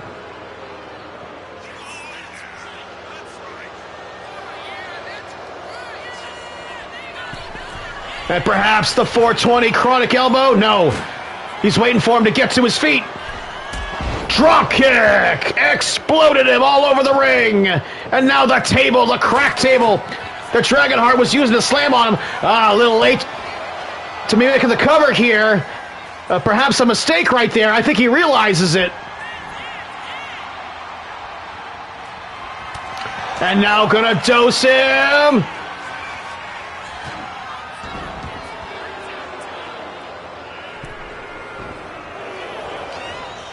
Got him with the THC right there, and now...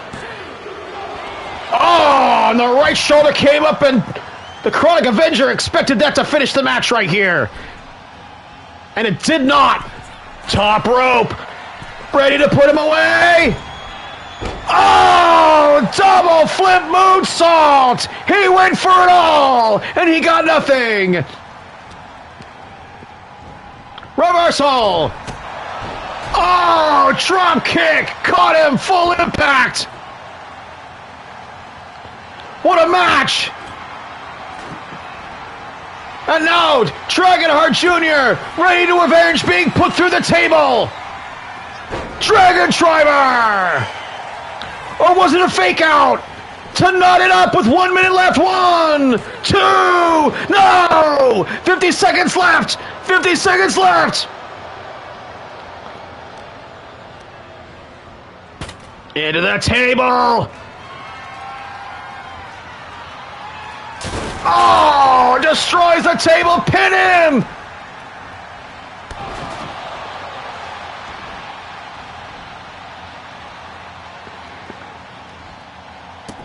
Oh, just pounding his face into the surface of that wooden table. Can he knot it up here? He did. 15 seconds left. Is this going to end in a draw? 7, 6, 5, 4, 3, 2, 1. And for the first time ever, an Iron Man match in the MVWF has gone on to be a tie. Actually, no. Well, probably, excuse me, I take that back. There was the main event at Matchmania 1. Only one of the most important matches in history. That being said, that was the last time that shit happened, and that was 6.5 years ago.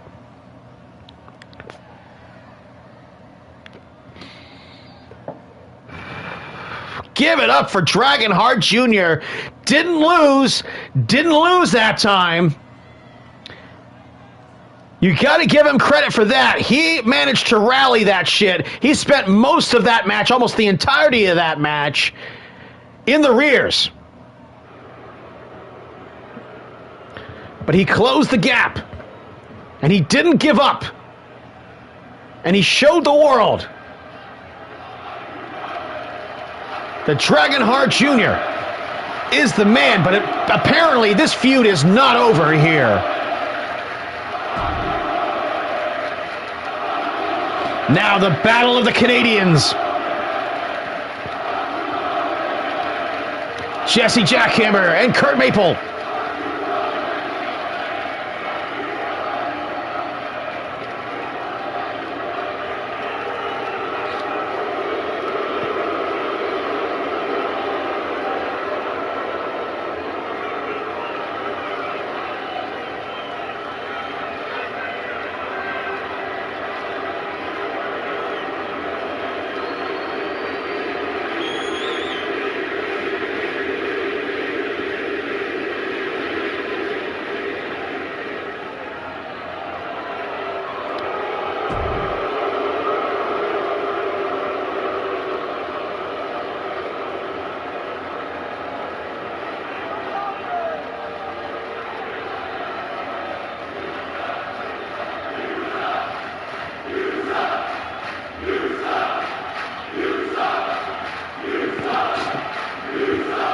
And the crowd getting on the Cruiserweight champion as he exits the arena here.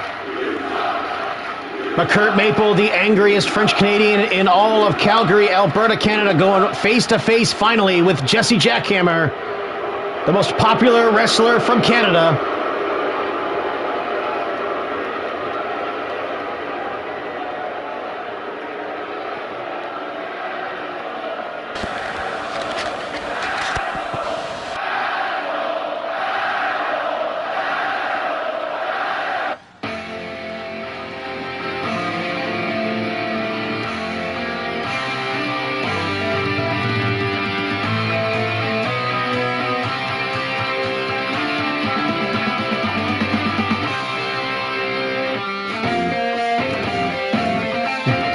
Greg, the White Dragon, in the chat. Thank you for joining us, sir. What a performance out of Dragonheart Jr. You can't front. He fell behind, and he closed the gap. Kurt Maple, the angriest French-Canadian in all of Calgary, Alberta, Canada. The apartment on his lease, he keeps neglecting to not let it carry over from year to year, and he keeps getting stuck in the tundra wasteland that is Alberta.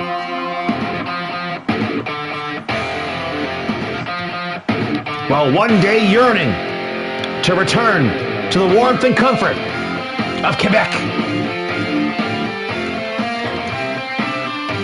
But one thing these two guys can't agree upon is that bacon is ham cut into circles.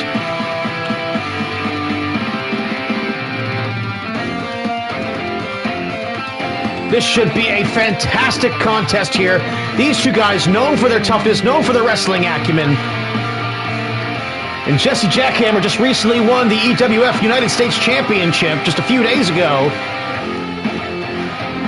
And he's got a big-time match coming up at WrestleMania next weekend. And both Brandon Bones and Damian Andrews, myself, will be making appearances on that show.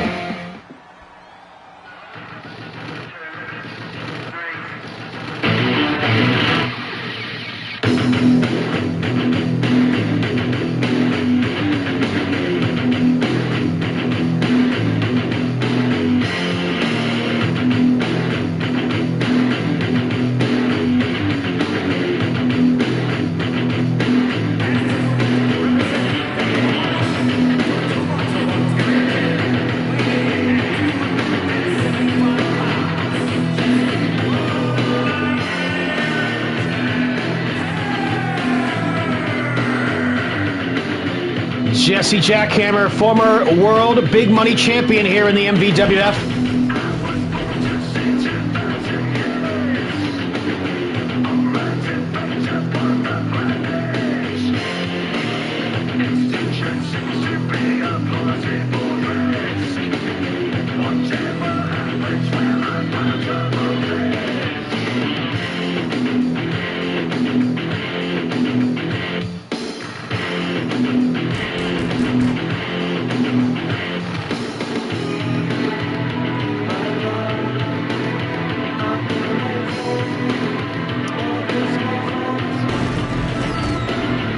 And man, since losing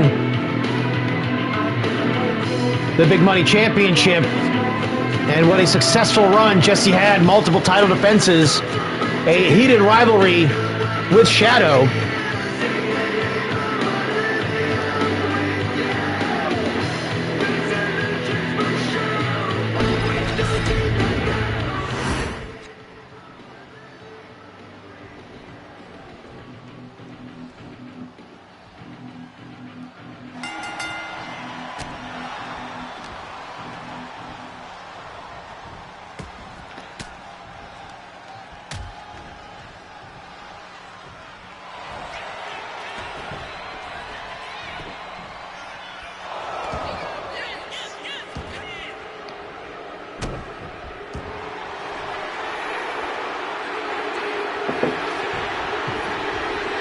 Jesse Jackhammer, the Canadian Nightmare, Kurt Maple,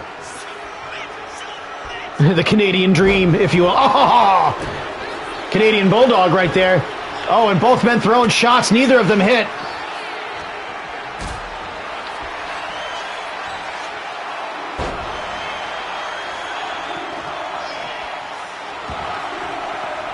Jesse Jackhammer has had the full-throated support of the Bones Enterprises, also known as Extreme Chaos in the EWF. And there you see William Styles, W. Styles, earning his paycheck tonight, defeating He's Athletic. Originally was supposed to wrestle the Skinny Wolf tonight, but the Skinny Wolf negotiated his way somehow into getting himself a #1 contendership match here later in the show against Too Cool Koito.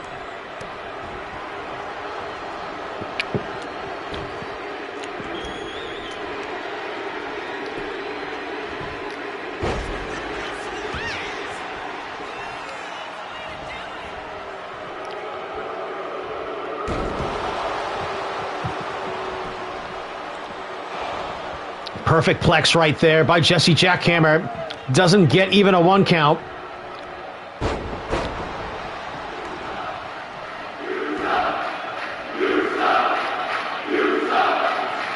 Now, I'm not sure who the crowd is all over here, because we've essentially got 2 heels in the ring at the moment. Maybe it's both of them.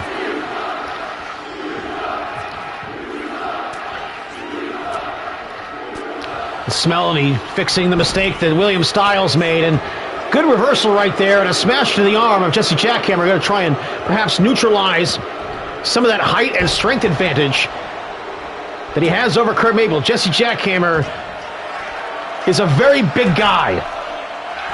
Up in the air, but oh, so young and athletic.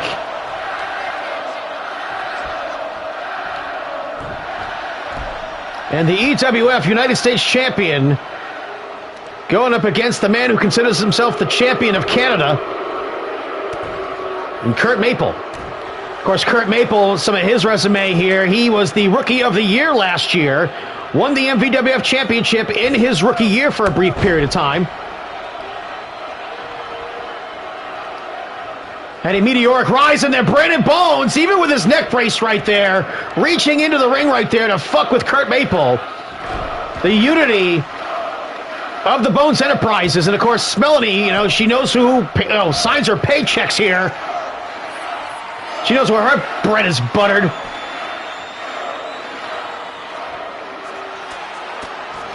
Oh man, and a figure 4, and a slap, an open hand slap from Jesse Jackhammer, and Kurt Maple doesn't get to hold it that long, but of course that could all be a precursor to the Maple lock, the ankle lock. Yes, I mean, if you think that Kurt Maple is just basically Canadian Kurt Angle, you would not be wrong. Belly to belly suplex, see what the fuck I mean? And look at Kurt Maple getting distracted by William Styles. Of course, again, that young man has been earning his paycheck here in his brief time here on only his second show in the MVWF. And here it is, the Maple lock, and Kurt Maple going to do it right in front of Brandon Bones just to stick it in his face.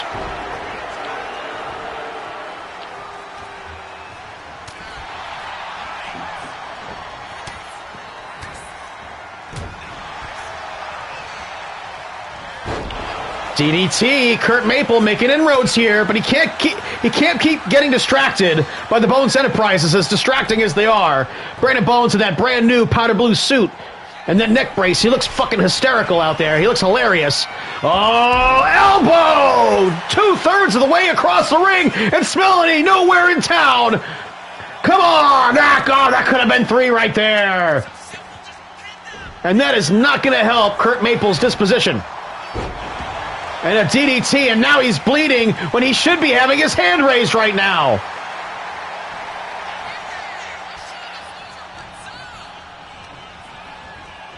Off the ropes he goes. Oh, inside the knee to the midsection. Kurt Maple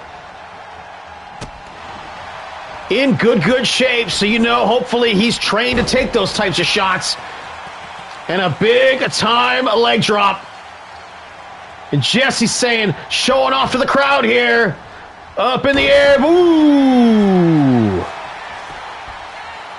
Back bacon elbow. Ah! And of course, Jesse Jackhammer's favorite submission hold, the guard, the leaf. That high angle STF that he uses, and now he's going to the top rope yet again. He went for that elbow earlier on. Just that drop kick, and yes, man, his percentage on hitting that drop kick successfully has been fantastic throughout his career here in the MVWF. And man, that's a big guy behind it. And here it is, guard the leaf, guard the leaf. Kurt Maple had it scouted, broke the grip on it, got out the back door, uppercut! Nicely done. Kurt Maple felt like Jesse Jackhammer was coming over the top of him, and he met him there with an uppercut. Canada saying they are not for sale. Oh, 2 count only.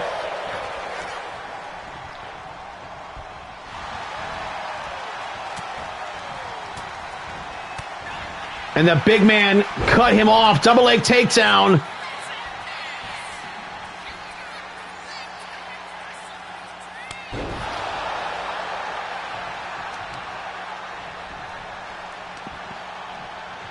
And the fucking curb stomp pulls him away from the ropes. And the left shoulder comes up. And Jesse's starting to show some frustration. But Kurt Maple is double tough.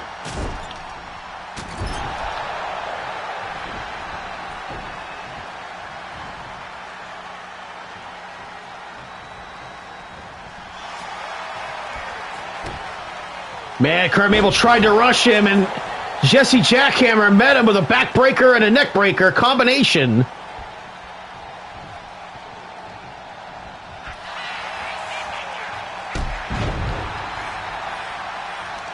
Lured Jesse into that drop kick. Well done. Little psychology used by Kurt Maple. Make him think you're going to do one thing and then do something else. Double sledge, drop kick again. And again, when a guy like Jesse throws a drop kick like that, that's something else, man. Because, I mean, that guy's like, literally like 260. Over 6'5", got to be right there. And there it is, the Maple Leaf. But again, the long body reaching the bottom rope with no problem there for the young ring general in Jesse Jackhammer. And perhaps a couple of hard strikes there for the knockout shot. And a close call right there at the 8.5-minute mark for Jesse Jackhammer. And Kurt Maple now, what's he got in store? Boom! Shoulder block outside the ring into your living room.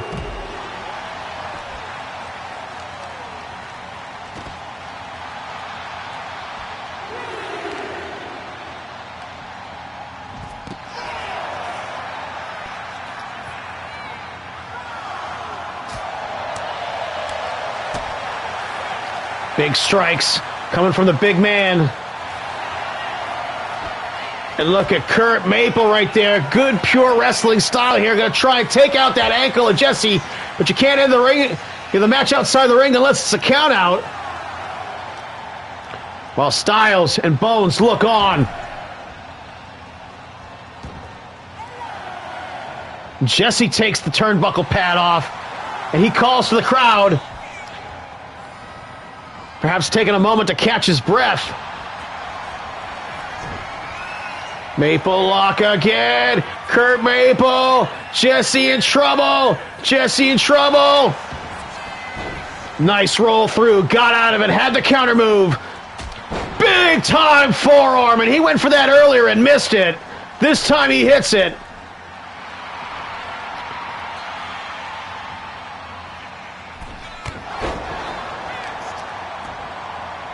And that kick to the spine. Jesse Jackhammer. Oh, perhaps playing a little possum right there.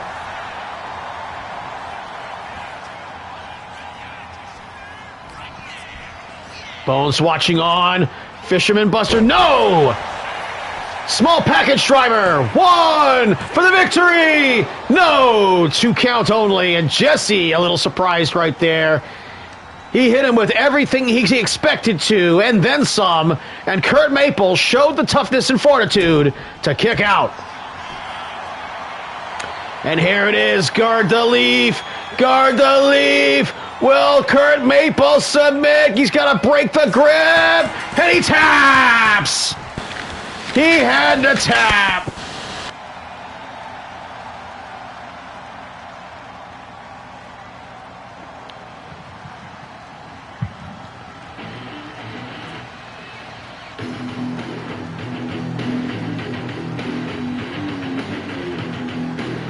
Kurt Maple wrestled most of this match on the defense. I can't front. He came awfully close, though, to beating Jesse Jackhammer here tonight.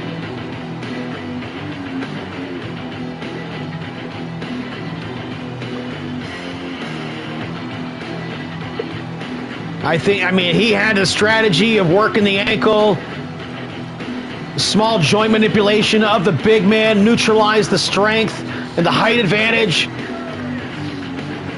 And he was largely successful, at least making that part happen.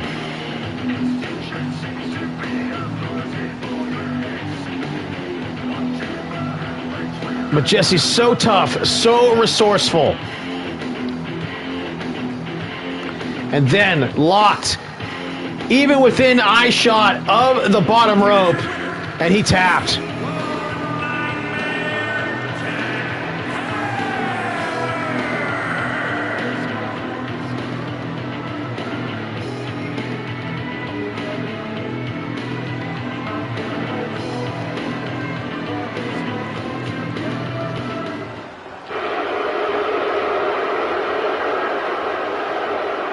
And look at them. The four pillars of the Bones Enterprises. Showing this crowd here at Ground Zero what is up. And man, this one right here.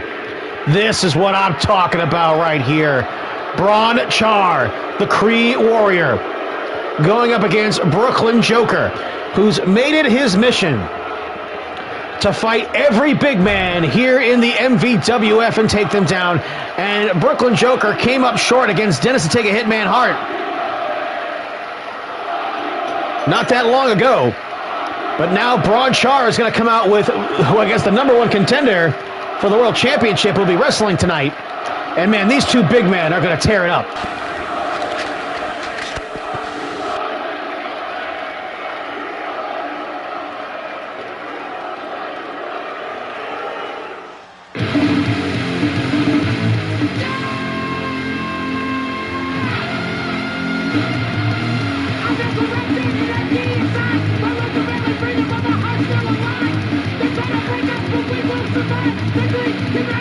And Jeremy with a rare show of unity here with his tag team partner, occasional tag team partner in Braun Char.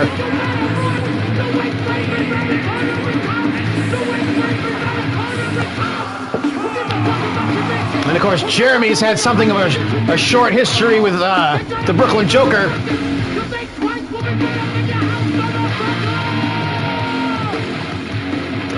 But of course, eventually settling on a tag team partner here in Braun Char.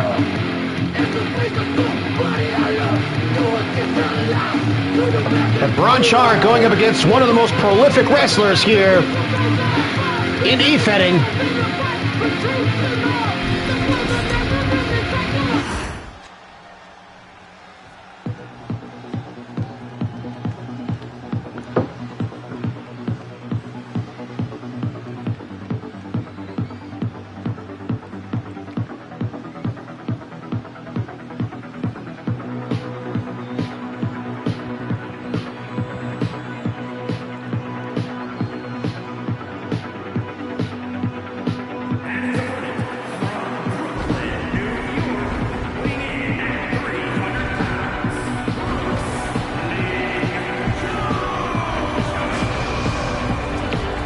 The Brooklyn Joker. Listen to the reaction to this crowd here at Ground Zero.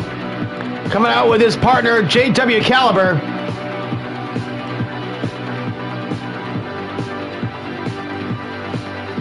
Brooklyn Joker had a cup of coffee with the MVWF World Championship just a few months ago, defeating the Chronic Avenger in an amazing match.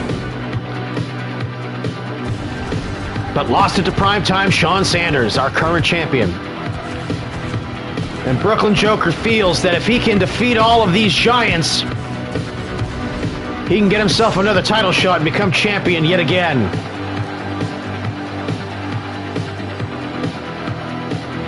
A big star in LTD, big star in the NWA, a big star in Chaos Regional Wrestling run by Atticus Black, Kelly Black's Blood Moon Wrestling. He is everywhere.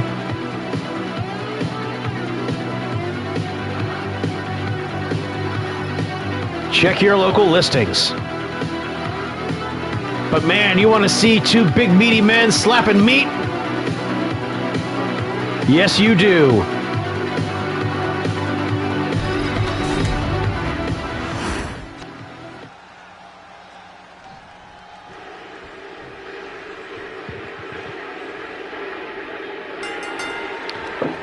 Oh, and Braun Char rushing in, and big time splash. Whoa, and how about that? Just yanks him by the leg. Uh-oh, here we go. Here we go. Here's the power.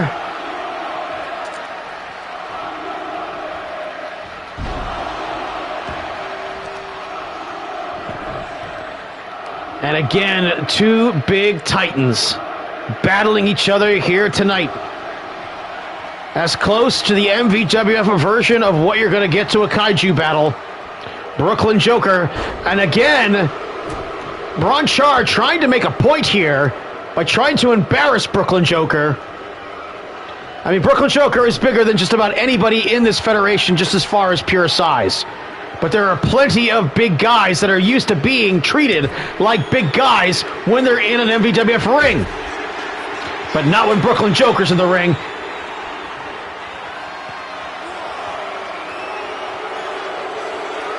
You motherfucker.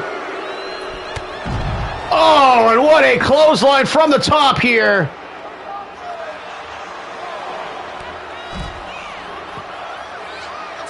And Jeremy can't believe it.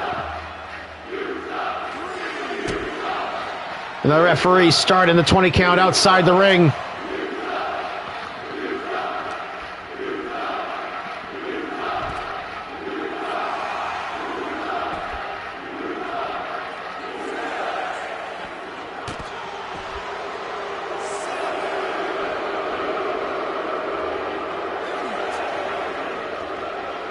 Joker perhaps a little indecisive here about what he wants to do. He's got Braun Char down.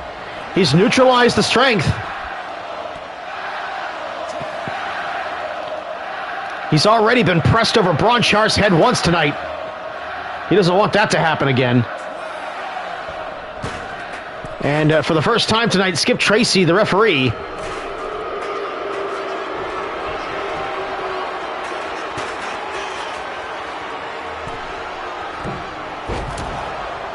and a big time splash sends him leaping all the way across the ring.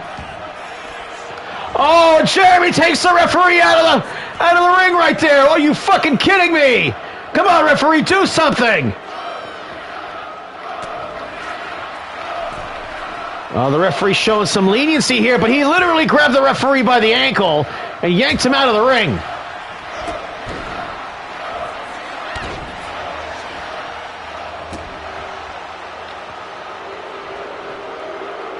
Juking and jiving is the Joker here.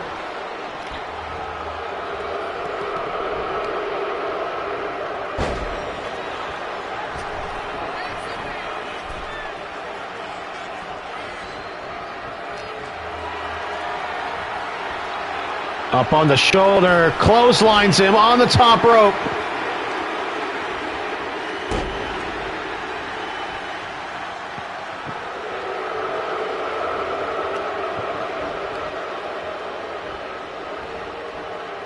And we saw him do that to Dennis. And now here come the power moves. Brooklyn Joker starting to assert himself.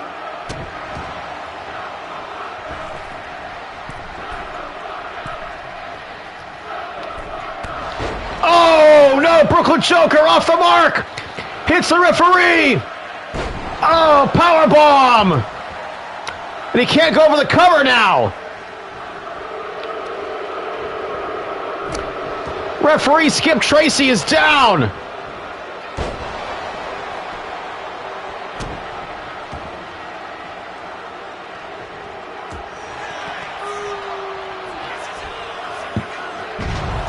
Oh, man, it just spikes his head into the mat like a football. Brooklyn Joker for the victory here. 1 count only. After he just tried to murder face him. Oh, blocked whatever he was going for there.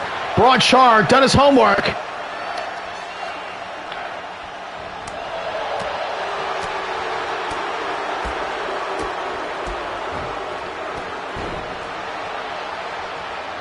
Brooklyn Joker making eyes at Jeremy over there. Nice drop kick from Brooklyn Joker. Right in the face of Braun Char.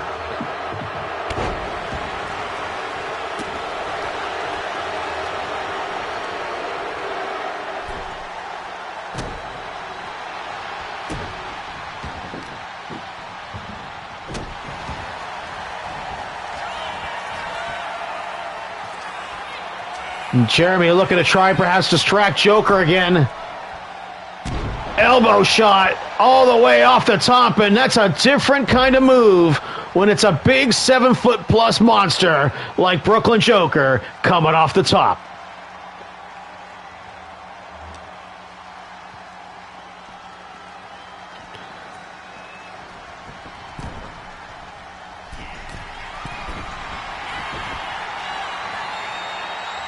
Pull, perched up on the top rope. High cross body. 2 count only.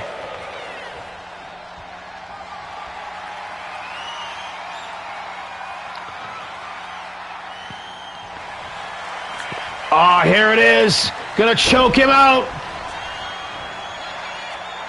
The Joker with a choker.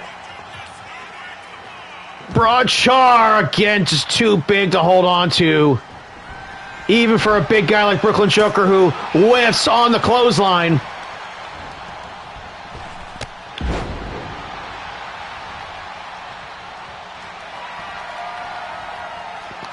Perhaps now Braun Char with an opportunity here to turn things around. Spinning powerbomb. Shoulders down, 2, kick out at 2, and not much less.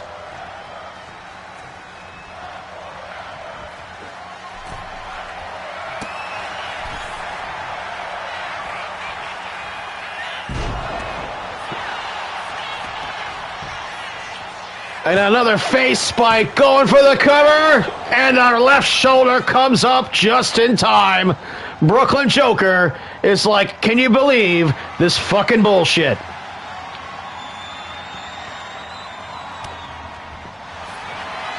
Oh, here it is again. Takes him over for the submission. Oh, but the rope break. The rope break. And an unlucky moment there. Oh, and Joker now being distracted by a very distracting Jeremy. And now perhaps Joker says, fuck it, I'm going to pin him right in front of you. 2, and he does.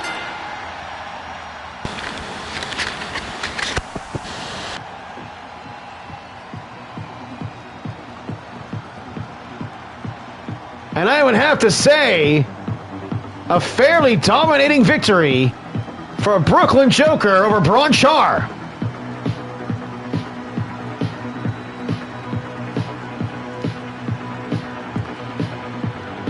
Man, those face spikes really made the difference.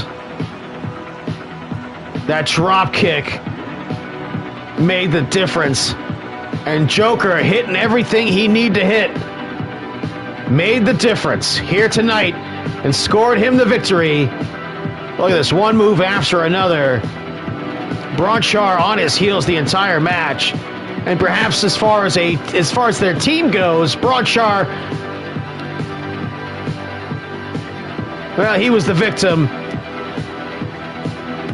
in an ongoing issue here between Brooklyn Joker and Jeremy. But congratulations, Brooklyn Joker here tonight.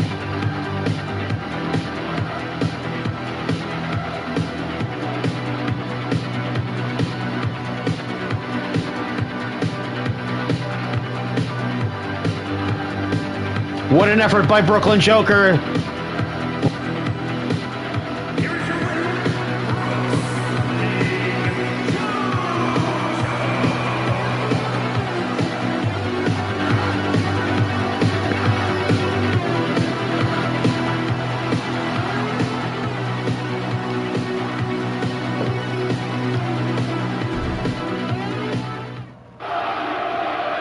All right, we're going to take ourselves a brief intermission here, and we will be back with the last 3 matches of the show. Number 1 contendership match coming up here in just a moment as Too Cool Koito faces the Skinny Wolf, and the winner gets an MVWF World title shot. And, of course, also tonight, the MVWF World Money Championship is on the line. 2 out of 3 falls. Kevin Welch against the defending champion, Sensei Mark Selesky. And then, of course, under prime time rules tonight, the triple threat match.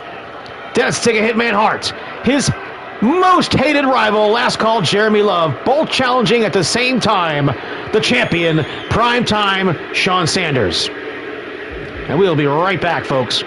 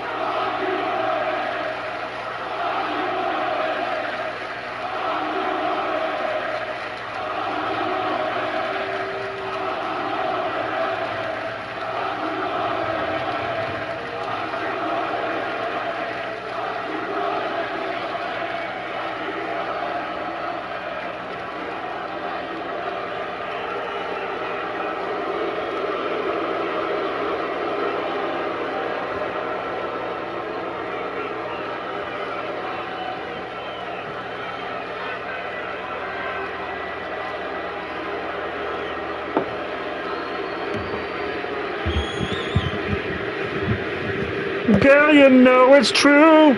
Ooh, ooh, ooh. I hate you, girl. Yes, you know it's true. Ooh, ooh, ooh.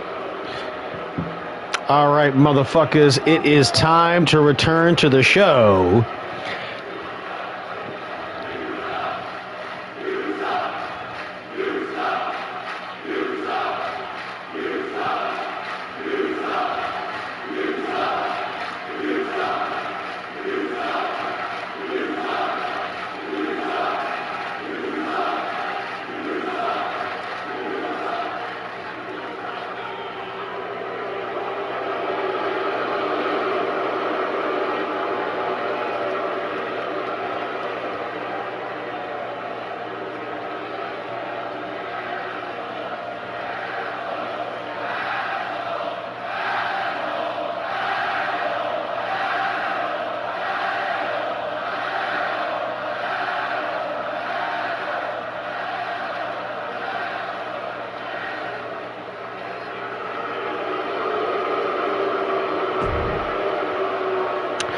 Too Cool Koito, the Skinny Wolf, two legacy members of the MVWF. And the Skinny Wolf recently making all kinds of big-time moves here in the MVWF, trying to assert himself.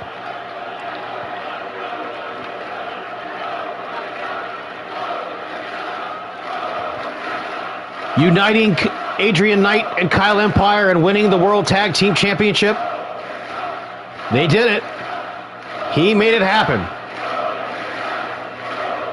And now he's spending some of that icon credit to get himself this booking here against Too Cool Koito, who is in the hunt and been one of the most active members on the roster trying to win a championship.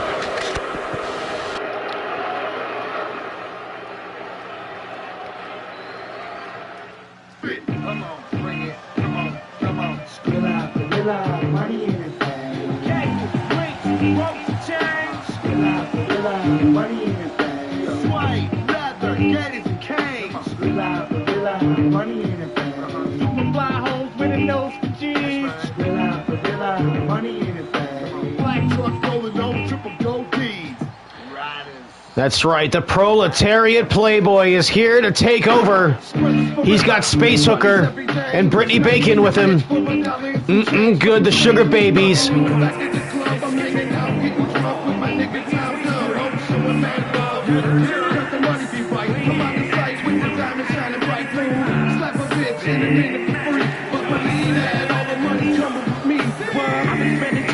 Jingled in my pocket, program my mindset, pertaining profit. Yeah, I got it. 1, 5, and 10. No denomination won't fly by the best. Still, I got the flow state. Remote. Too Cool Koito, of course, quite the resume on this gentleman. He's the reason why we no longer have to put up with the F-bomb anymore.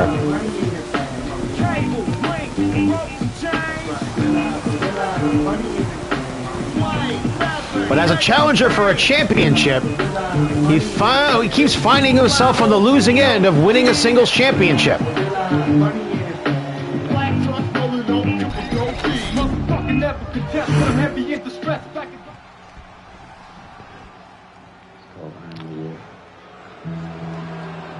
And his opponent, representing the Core from Huntington Beach, California, weighing in at 151 pounds, I'm the lullaby vanished so long. And here he comes with both members of the World Tag Team titles, still with the belts around their waists.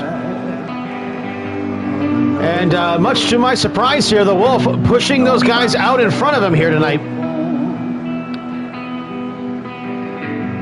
All I've learned is that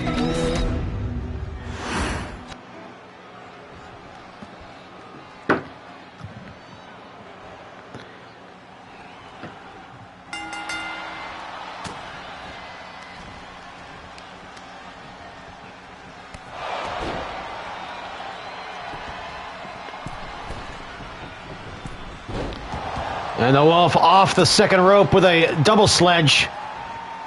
And the proletariat playboy getting kicked in the face with the wolf boots. And he might be going for the skinny star press.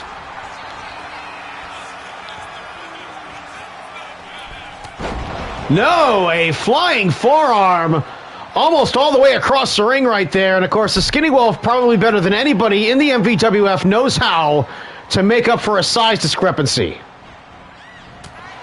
Oh, and he walked right into that elbow, ran right into that elbow. German suplex!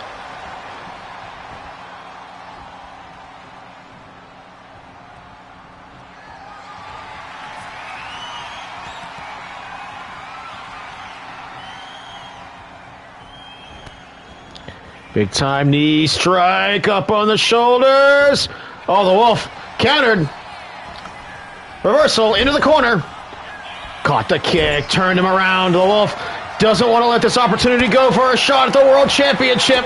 He has not had a title shot since season 1. Northern Lights suplex. Oh, look at the agility.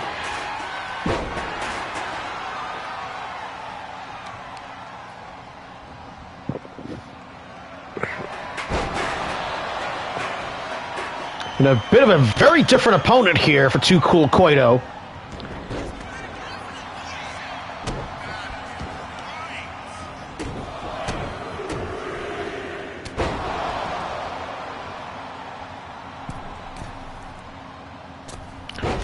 And that time, the Wolfie knee drop. Nobody home. And a big right hand.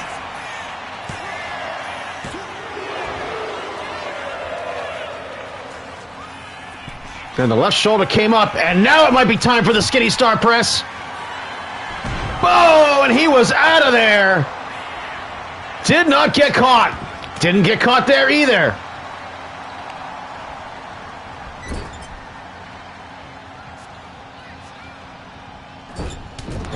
Of course, the Skinny Wolf known, you see the scarred face of his.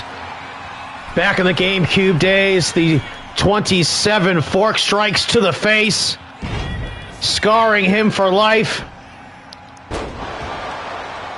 And Koito stacking his moves. Referee Skip Tracy.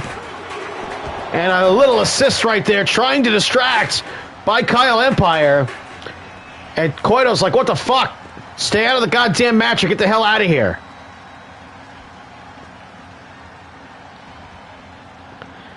And no response here from the Wolf, who's still down.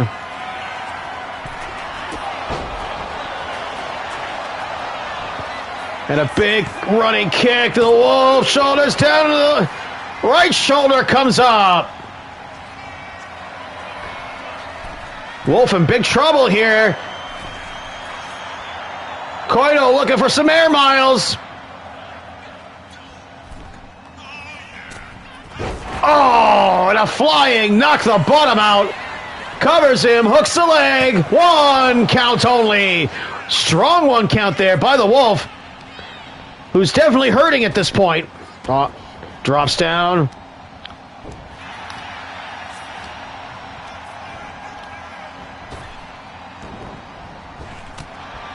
Good shot. Down on 1 knee, goes Too Cool Koito. Big forearm, maybe an elbow. And the Wolf's like, what's up, ladies? And they're like, look at us, aren't we cute? They're going to double team Koito later tonight.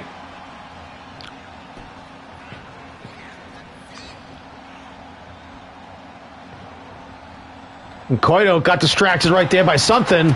Oh, and the Wolf climbs the tree and clocks him with the forearm.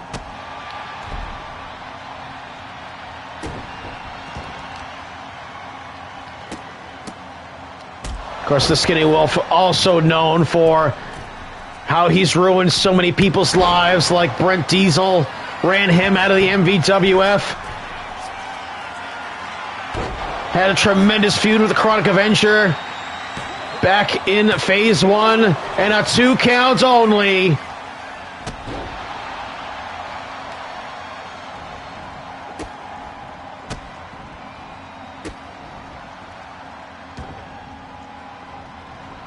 What's up?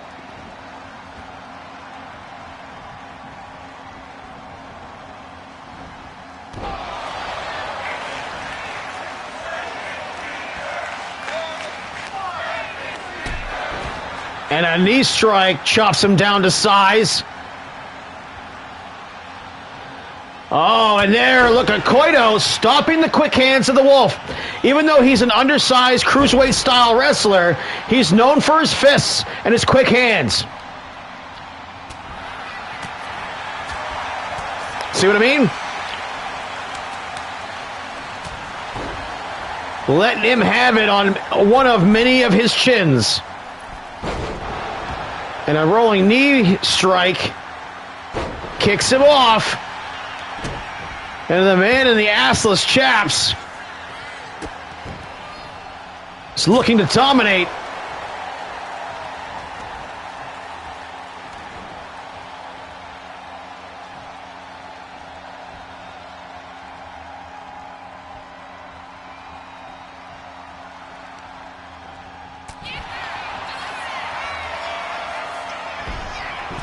Oh, look at Koito now, calling out for it.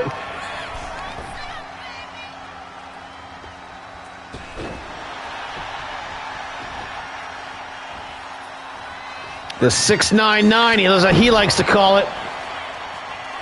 Uh-oh, the right hand may have decked Koito. Skinny star press, yes!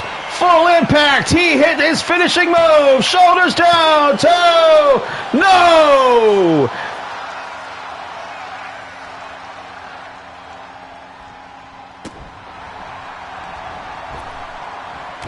That might be the thumbnail. And then knee strikes. Let's get off his groin.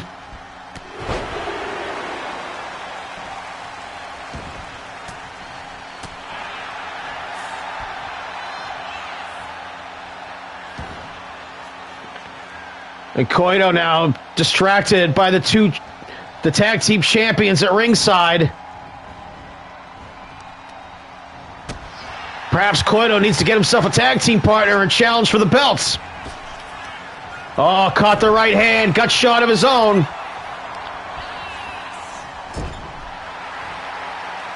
Only got a 15-minute time limit in this thing, so the Wolf and Koito need to get it done.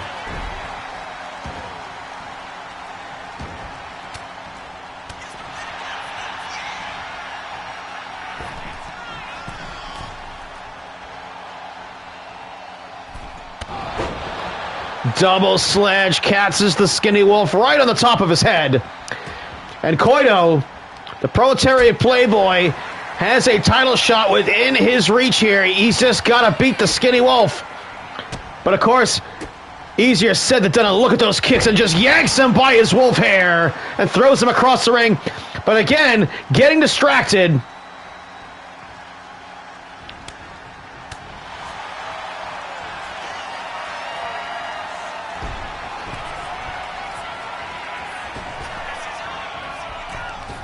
Oh, the Wolf caught him. Had it scouted, takes him down. And the referee throwing Kyle Empire out, I think. What did he say? And a kick out at 2. And Kyle Empire now doing the walk of shame. That's what you get for mouthing off to the referee, asshole. Oh, Skinny Star Press comes up short. The Wolf going for it all. And that might be the pivotal moment in the match.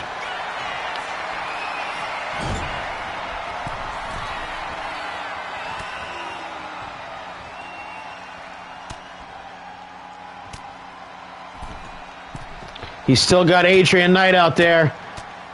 But Koito is climbing the tippy top tree here to put the Wolf away, in the poison rana from the top, right on top of his head.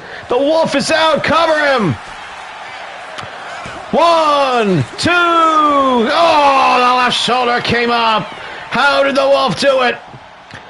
Perhaps Too Cool Koito did not make the cover quick enough. There was some hesitation moments there.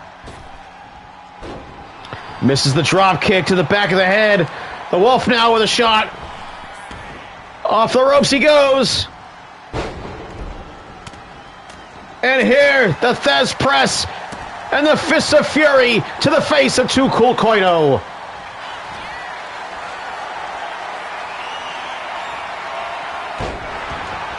Oh, look at this right there. Got him in the pinning combination. Hold the shoulders down. No, he couldn't hold him. And again, Adrian Knight earning his paycheck tonight. And the Wolf now with a chance to perhaps recover here. Oh, but Koito had his head on the pivot. Didn't get jumped from behind. But it did give the Wolf a moment to recover. And there's Space Hooker trying to get involved. Power slam! Man, I think the Wolf's in trouble here. I think Koito's got his number.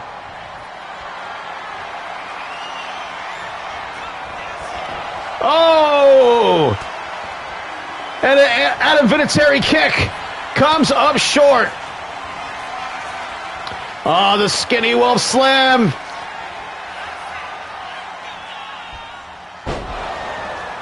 A completely different dimension from a guy that size. 2! And the right shoulder comes up, and the Wolf can't believe it.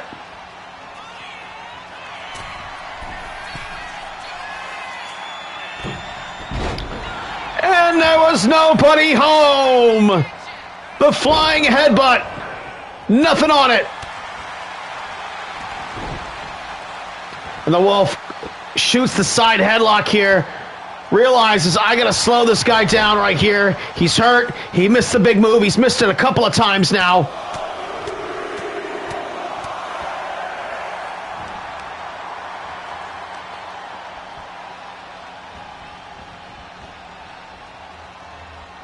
The Wolf can't seem to find his angle.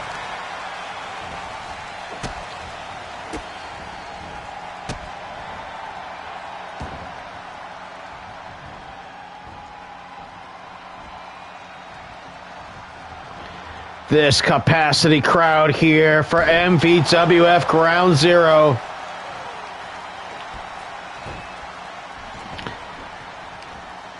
And a bloodied Too Cool Koito. He's bleeding now.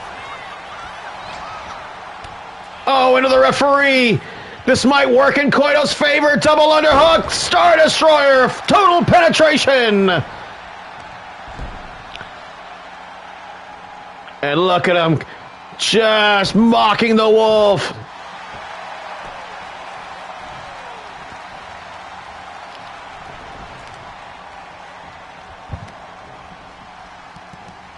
Uh-oh. Uh-oh. Uh-oh. And hits him with the Styles Clash. And now the Hindenburg. Full impact. Oh, and the Wolf now rolling out over towards the Sugar Babies. Underneath the bottom rope. He's looking for some place to hide. Oh, but Koito got distracted. And the Wolf took advantage.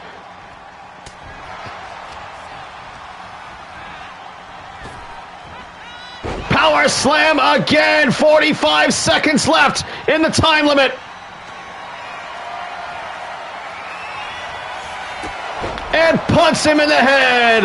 That's got to be it. 1, 2, 3.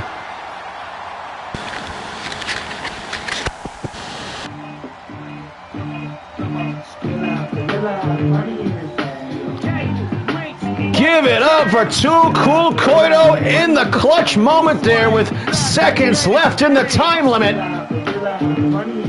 Got it done here against the Skinny Wolf and MVWF legend.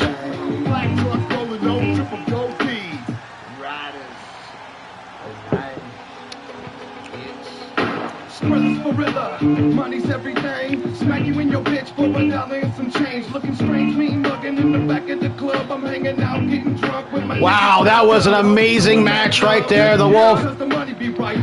I think that the pivotal point was missing that headbutt from the top rope.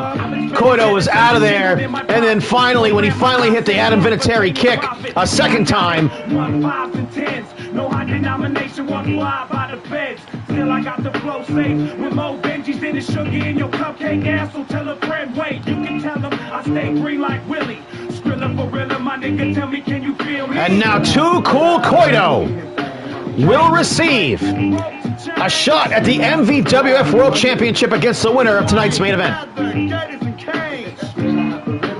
And man, he fought his way to the top on this one.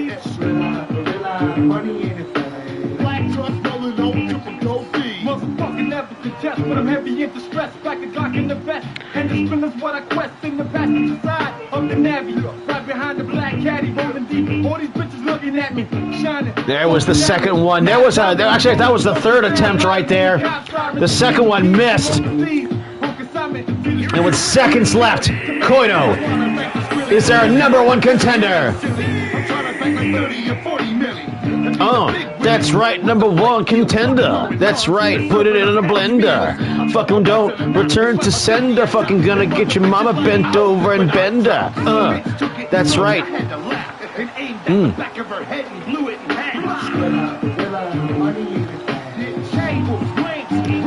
What a celebration here by the proletariat playboy.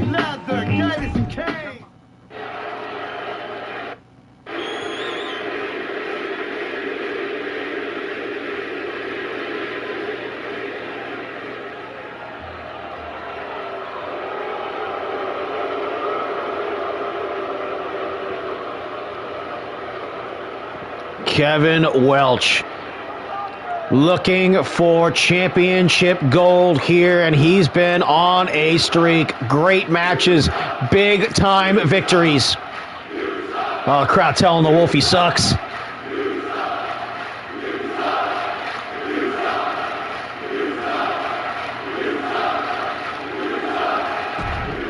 But this match for the MVWF Big Money Championship, Sensei Mark Zaleski on his second championship title defense. Defeated Too Cool Koito at the last event and won the 8-man gauntlet, defeating 6 of 8 opponents.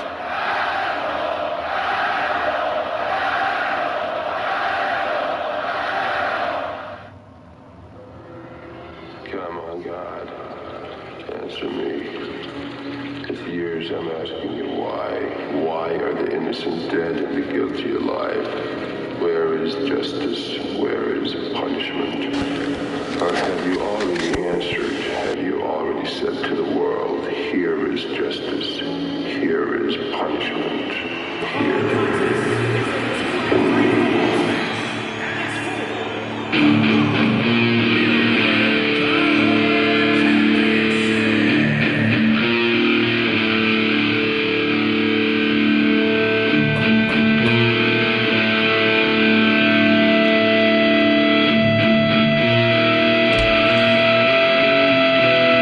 What the fuck?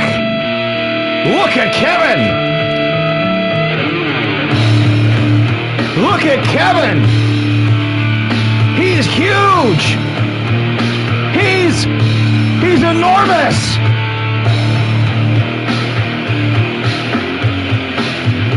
Kevin Welch looking absolutely ripped out there tonight. Is Sensei in big trouble?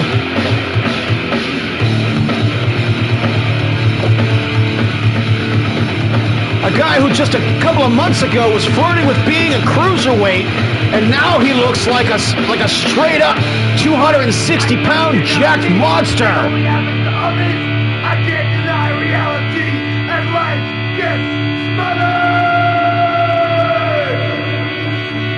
smothered! Enormous genitals, Kevin Welch. He is your challenger. There's a line you can read between, maybe you can tell me that what it all means. He'll make a big picture of the whole thing. Walk down, I gotta get it out. The penny doom a cloud up on my head. Why me? Like things I give them out. Lots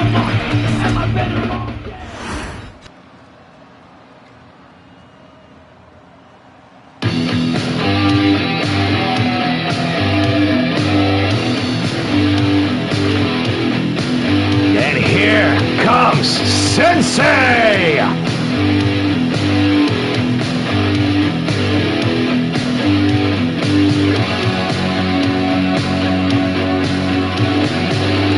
And strangely enough, as things have developed in the MVWF, the dynamic between Sensei Mark Zaleski and Dennis the Take a Hitman Hart has been inverted. Whereas before, Sensei was the beloved,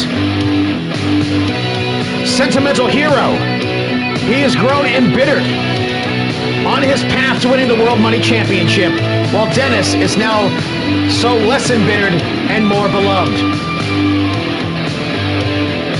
Perhaps that's the reason why that even though these two have settled their issues and have remained a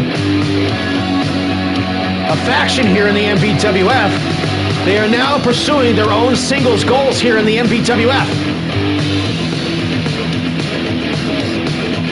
And while Johnny Lawrence and Antonio Brown did not win the World Tag Team titles here tonight,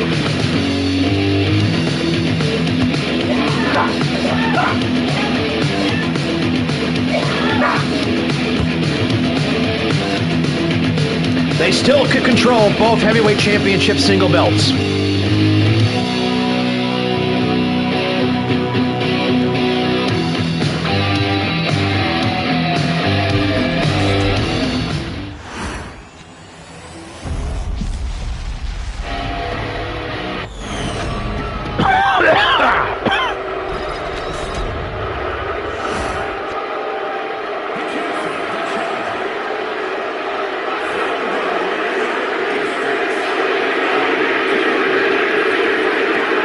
£245, my ass.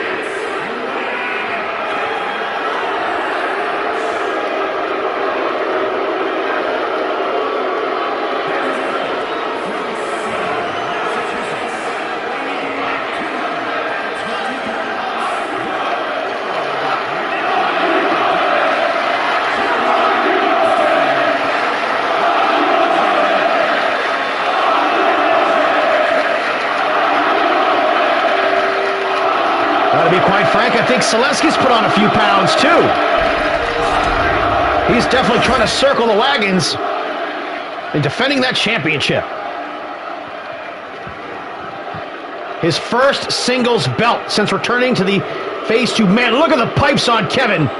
You tell me he's not gassed up?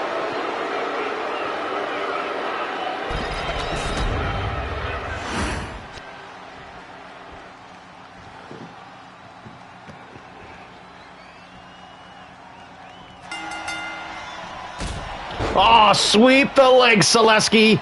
The Cobra Kai way. And already calling to the crowd, saying that he's number one and that he's the champion and he's looking to be finally recognized as the top-tier main event caliber talent that Sensei has truly been his entire career. But does his resume reflect that? Perhaps not. And that drop kick. Oh, look at Kevin just mocking him. Oh, and Sensei not taking exception. Oh, sweeps the leg, came up short. A bit of a new look for Kevin here, both in size and attire. And a 1 count only.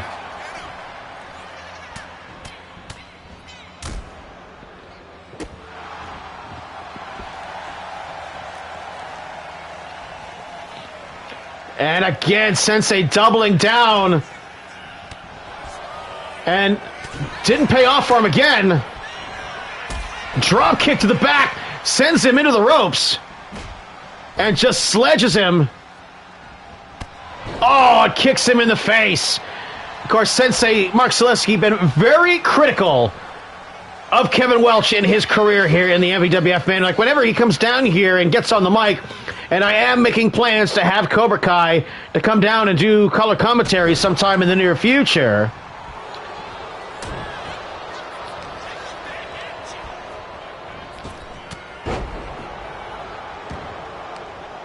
But will they enter into the commentary booth, both wearing gold around their waists? Sensei currently is. And Kevin now going to the top rope. Leapfrog, big splash, and with all that extra weight behind him, man, he sank like a stone. He did not glide through the air right there.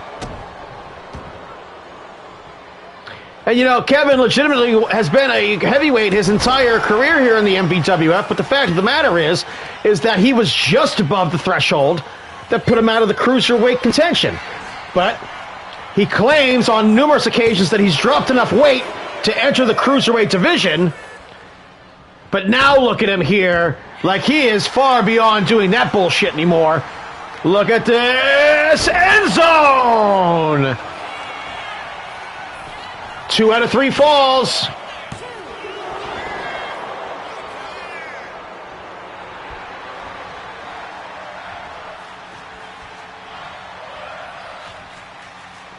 And even though Kevin mocked him for that earlier on, Sensei tripling down now. Over the top rope he goes.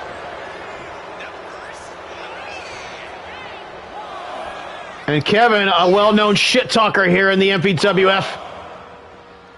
Oh, side Cobra leg sweep, and here come the right hands.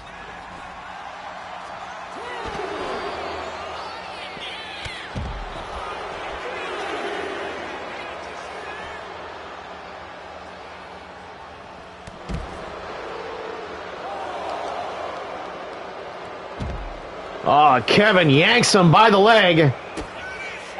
Uh-oh. Double underhook. Oh, it just drops him and may have banged his head off the ring steps. And just dumps him in the corner over there. And a big flying elbow. And a big splash. All that extra weight. Kevin trying to throw it around on him.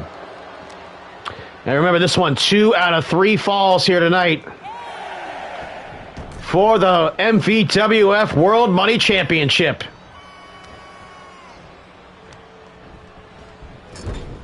And what a capacity crowd we have drawn here tonight. The MVWF loves its fans. And now Kevin looking to drag Sensei to the top rope for that top rope power bomb. Oh, my God. Full impact for the first fall. 2. And the left shoulder came up. Can you believe it? Sensei digging deep, and a clothesline, a desperation clothesline again. Caught the foot, sweeps the leg, and listen to the crowd. Perhaps they're rallying here behind Sensei. Oh, karate kick, first one of the night. Sensei been very conservative with the karate tonight, but a leg sweep for the second time busts Kevin open. Shoulders down with a leg sweep. Win him the first fall? No. And Kevin pulling himself up on the apron. Oh, and knocks him down.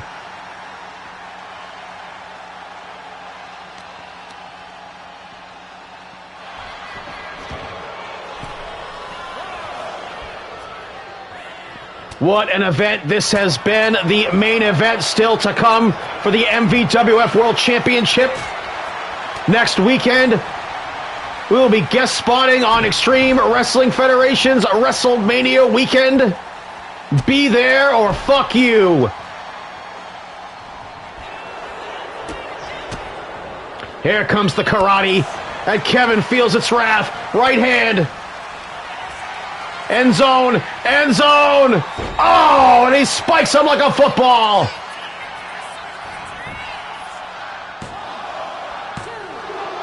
And Kevin gets the shoulder up.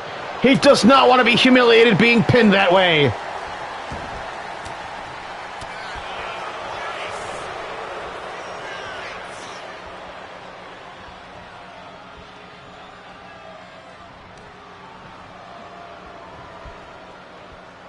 An absolutely jacked and powerful Kevin Welch used that power bomb off the top rope. I can't believe he didn't get it.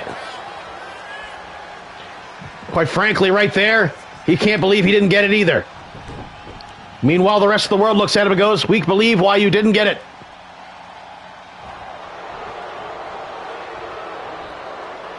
But feel free to eat your high school teacher's asshole. Wink, wink, nudge, nudge.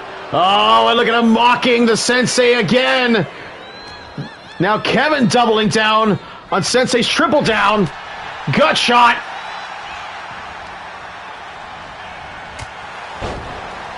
Perhaps an elbow shot, and Kevin retreats outside.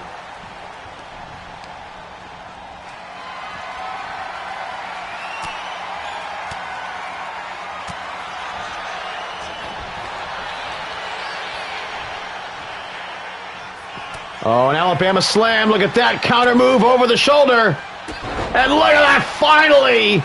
Going move, counter move. Hit the spinning back heel kick. 2. Almost got the first fall. 8 minutes in. 2 out of 3 falls. 30-minute time limit. Big money championship on the line, baby. And Sensei now got the man up on the top rope, but Kevin... That's my domain. Rug muncher.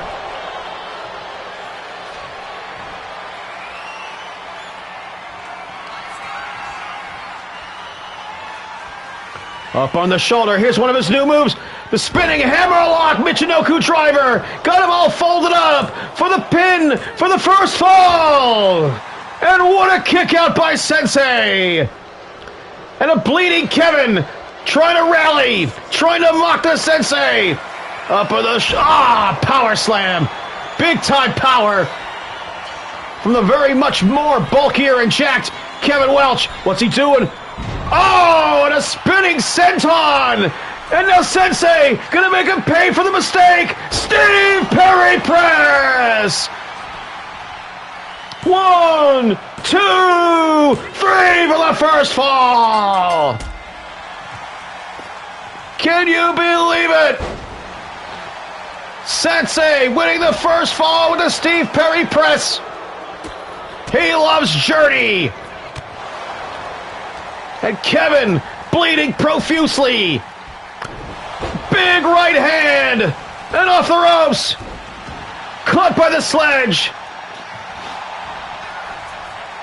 Hooks the leg. Will that be enough? 2. And Kevin kicks out at 2. And Sensei getting emotional about it.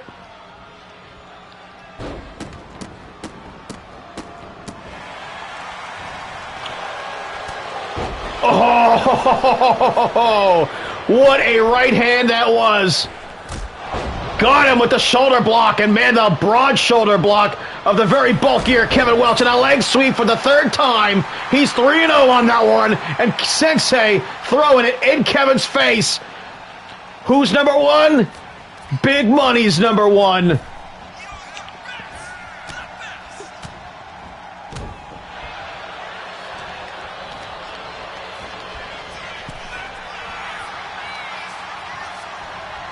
And Sensei now gonna punish enormous genitals Kevin Welch. Grabbing him by his bloody face. And this crowd is alive.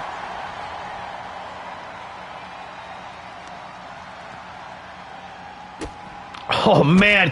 Kevin, just look at the blood pouring onto the gold mat. It is just spurting out of him. The first time in his life he's ever made anything squirt.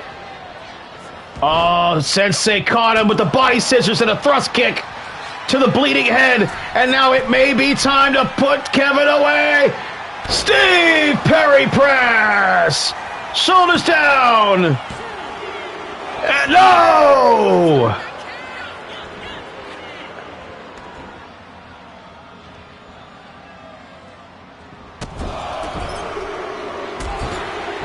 And a spinning back heel kick from the Sensei. And Kevin fighting his way out of the corner finally. Showing some life. Rug muncher for a 2nd time. Kevin now picks him up. Oh! There's that tornado Michinoku. And the champion kicks out again.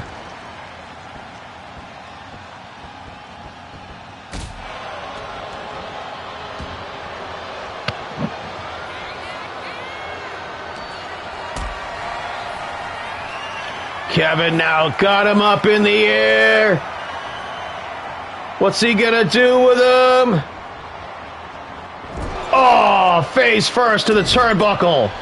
And Sensei collapses in a heap in the corner. And Kevin runs in but meets the boot, the curly-toed boot.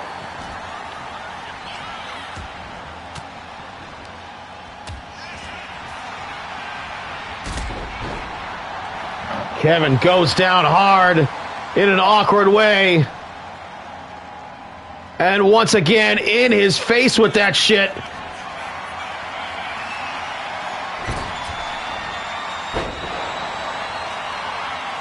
Got him in position for the Steve Perry. No! Goes for the Cobra Kai leg drop off the top rope. For the win! No!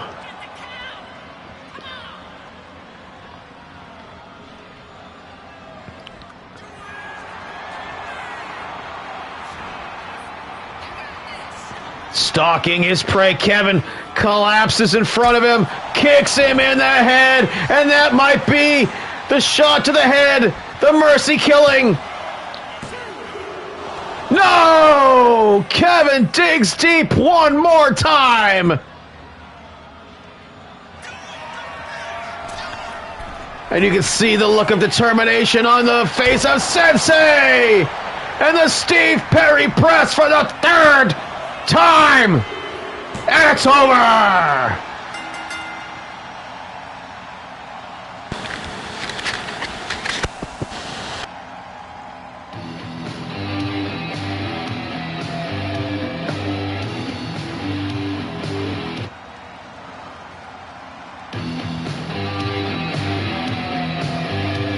And Sensei Mark Zaleski hanging back on the karate here tonight,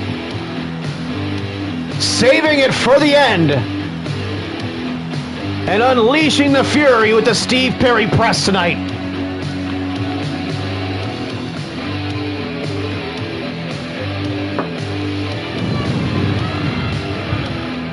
Three title matches tonight, no title changes.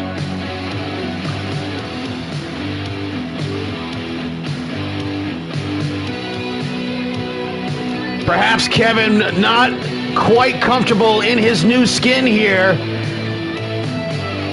with the new weight. And look at that, he collapsed to one knee right there, and that was it.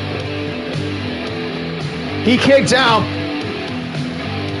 Kevin digging deep, sure, but the blood loss, and then right there in the drop zone for the Steve Perry press for the third time. No one can blame Kevin for not being able to kick out that one more time.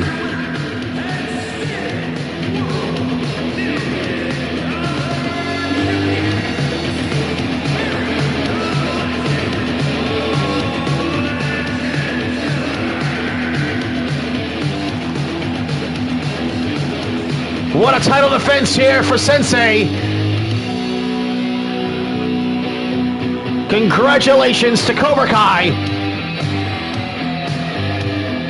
What a memorable night it has been for them here tonight, and still more memories to be made.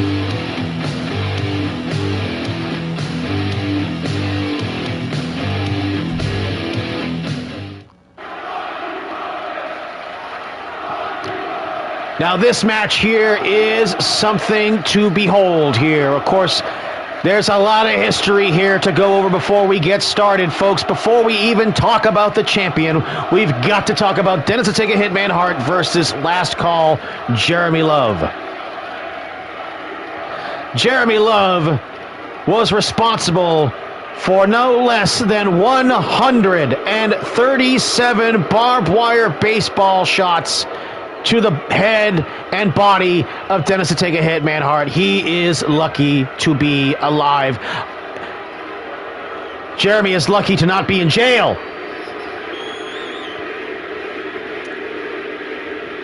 But of course, in the MVWF, so much is permitted. Let's also not forget the 75-minute draw.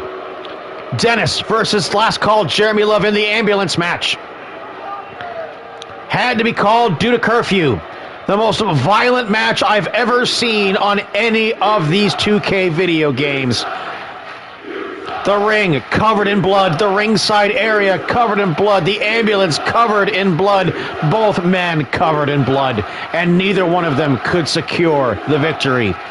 Culminating at Matchmania 777 in the casket match, and Jeremy ultimately getting the victory, throwing Dennis in to the coffin. But since then, Dennis has been on such a hot streak. The crowd now fully behind Dennis to take a hit, Manhart. The sympathetic babyface after being such a cruel bastard for so many years. But of course, he ran into somebody who was even more cruel than he was in the form of Last Call Jeremy Love. Now, Last Call Jeremy Love is responsible for the only loss that primetime Sean Sanders, the MVWF World Heavyweight Champion, has suffered in a six-man tag. When he joined up with Jeremy and a partner, and they forced him to get pinned. They left him alone. They abandoned him, and he got pinned by Cobra Kai. But since then, primetime Sean Sanders has gone on to have a fantastic career here in the MVWF under the tutelage of what he calls his wise man, Brandon Bones. And now with primetime Sean Sanders winning championships all over the E-Fed wrestling world, with Jesse Jackhammer winning championships all over the E-Fed wrestling world, he now walks into this main event at Ground Zero as the world's heavyweight champion, with a nice padding of title defenses already under his belt. One of them has already been over Jeremy Love, so it is a very rare occasion here that Jeremy finds himself to be such a repeat challenger here so far after. But again, such a tremendous match between the two of them. And of course, dropping Dennis into the situation and knowing his history with Jeremy, this was the move. But this match is under what we are going to call prime time rules, baby. And when prime time rules, you know prime time is king, is the champion. And he will have his battered and bruised, injured manager at ringside with him, Brandon Bones, to back him up here tonight with the MVWF World's Heavyweight Championship on the line.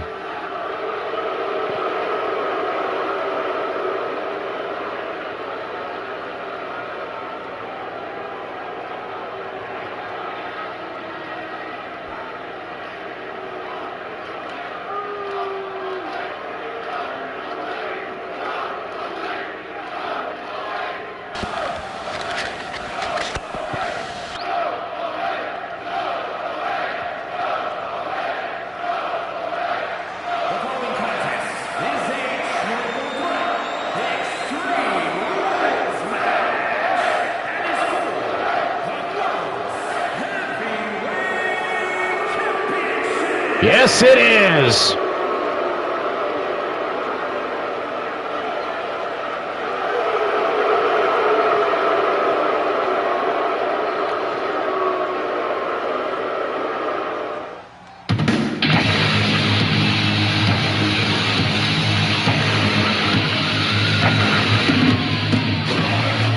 And here he comes, folks. He's been drinking, and that's how he's been training for this match here tonight.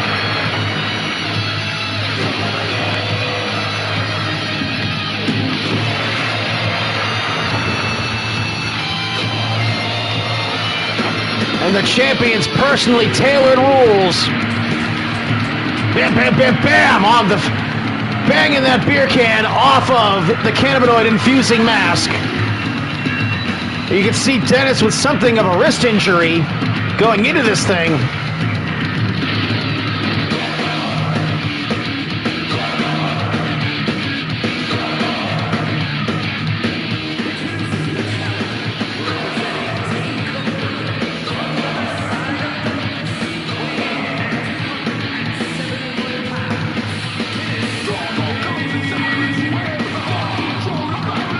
And you can just see on the look of the face of Dennis the Take a Hit Man Hart, where normally he's gotten so much positive reinforcement from the fans these days.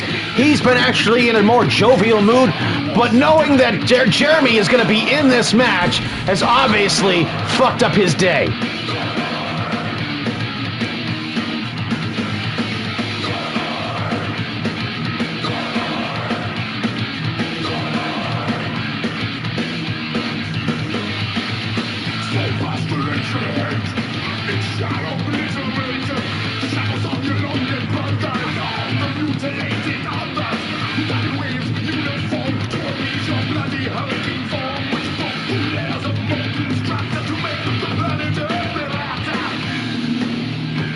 Dennis to Take a Hit Man Hart, former MVWF World Champion, had 7 title defenses before getting jacked in the biggest upset in history when local talent stole the MVWF Championship from him, and he has been chasing it ever since. But of course, the feuds with Jeremy, the feuds with Sensei, the turmoil within Cobra Kai, causing so much anxiety.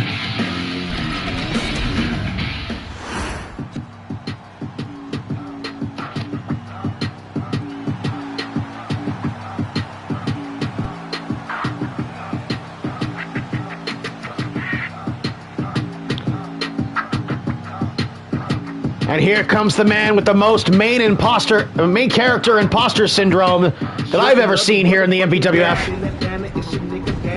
One half of the mighty old player listed Cadillac. Boys riding through your city. If you with me, bring it back. I'ma stay styling, wildin', profiling by sticking to the back. See right here, we doing laps. Why somebody feeling trapped? Never hating, just graduating. I've been down through the cap, no cap. Kinda dash and cruise the map, through the map. I've been around the world and now, you're true to that. Now who is that? Last call, Jeremy Love, 3-time MVWF champion. And of course, you know just the sight of him, for the sake of Dennis to Take a Hit Man Hart, has to be jarring. Has to know, has to remember, has to let it come back to him.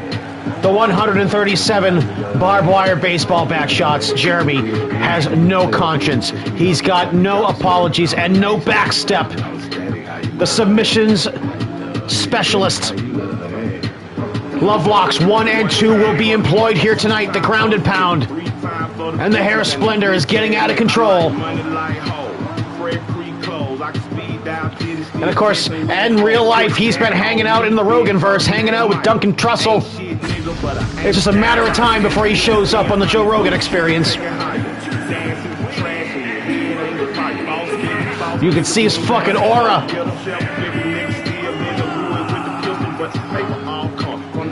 Well, Prime Time is talking about how people might think I'm against all odds, but the deck is stacked in my favor. Bones Enterprise is here to win it.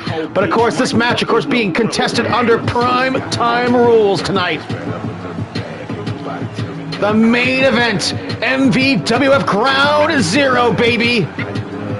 And 3 of the biggest stars in wrestling are in this match here tonight, and anything goes.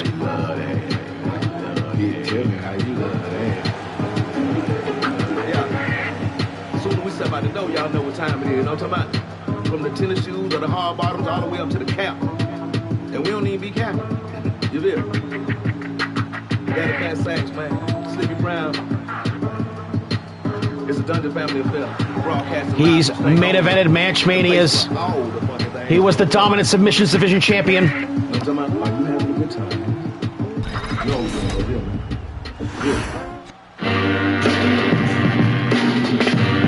And here comes the champion!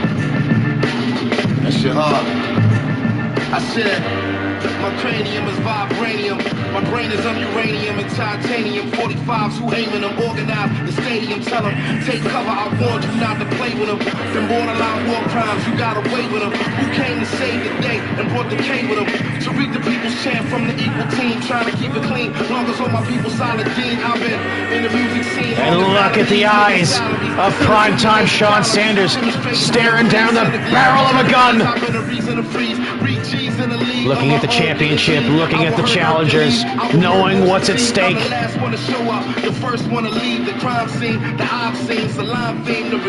I hope you are primed for this one, MVWF fans. This is going to be a battle. Catastrophe beyond incredible, I redefine the seventh sign, fast hysteria, mass hysteria from the mask hysteria to the relentless rhyme of Black Thought, telling you about these streets. The MVWF World's Heavyweight Champion climbed the ladder to become the champion and be #1 in the business. Here in the oldest E-Fed on the internet.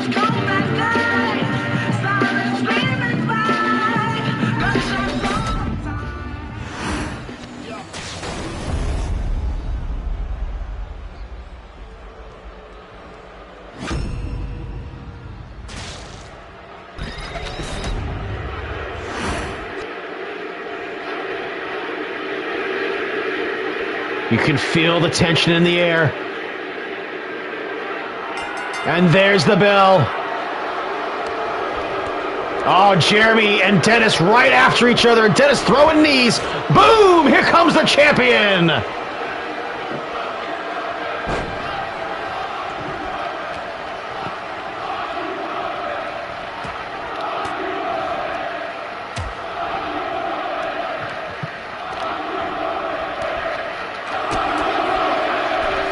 And of course, the awkward number. And don't forget, the one that may be even in the odds out there is Brandon Bones, who's suddenly not wearing a neck brace out there right now. Gotta wonder if he's not gold bricking. Oh no! We've got a nail board. A 2x4 with spiky nails. Oh, and look at the effort out of Jeremy Love.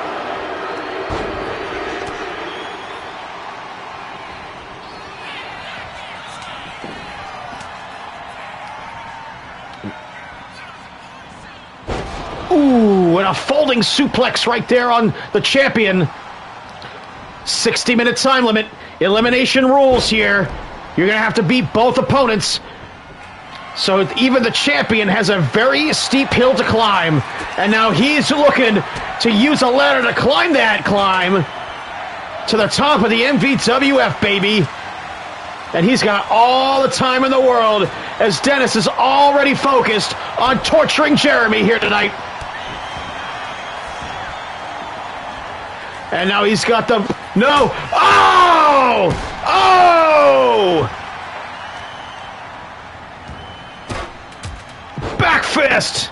Down goes Dennis! Oh, how's the champion right there? Oh, he felt that. And now, oh, the nails in the flesh of the champion! Boom shakalaka indeed.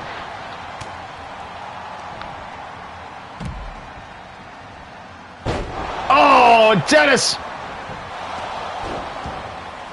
Full Nelson suplex into the pinning bridge. And Brandon Bones has set up this table at ringside.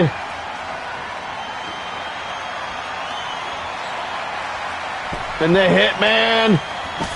Oh, man. From behind. The barbed wire baseball bat, and Dennis heads for safety. And makes his threats from outside the ring. And another full Nelson suplex with the bridge. And Jeremy going for the championship almost immediately here. But off the ropes, Dennis showing some Cobra Kai style. The chop, the kick. Well done combination.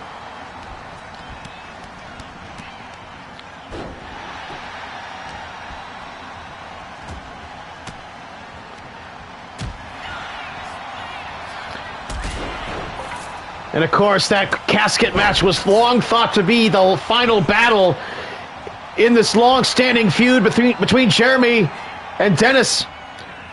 But of course, when you end up ranked up against each other for a championship, what else can you do? And the old feelings, well, they always return. And Brandon Bones now up to some shenanigans and bullshit. Prime time taking over. Jeremy into the cross arm breaker. And Dennis now just content to hang back because it's elimination rules. He could go over there and make the save. Uh-oh, here comes the ground and pound. Oh, right to the back of the head of Dennis Hart. Oh, and a complete baseball swing to the face of Jeremy. And the champion doing what it takes.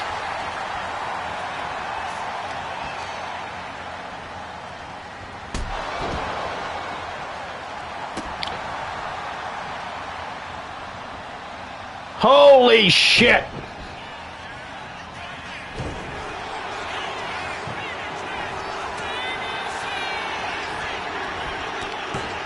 Oh, poison runner! And Dennis gets taken for a ride. Oh, and Jeremy, he remembers how to use the barbed wire baseball bat. Stunner! And the champion got this one under control. Oh, and he takes out Dennis.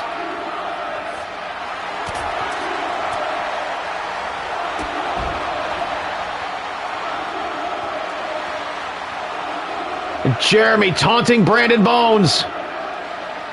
And Dennis now sets the table on fire!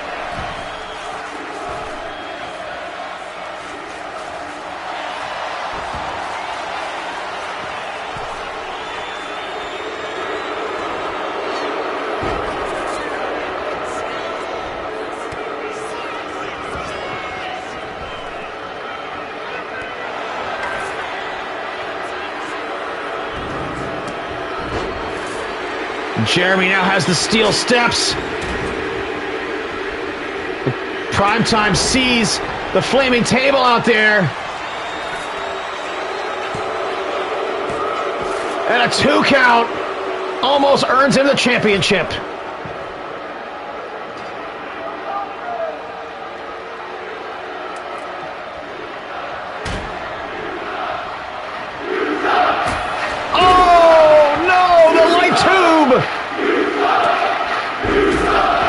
Reversal by the champion.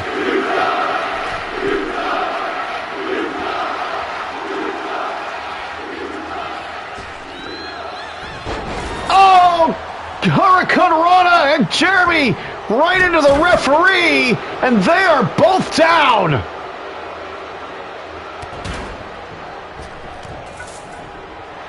And the table continues to burn.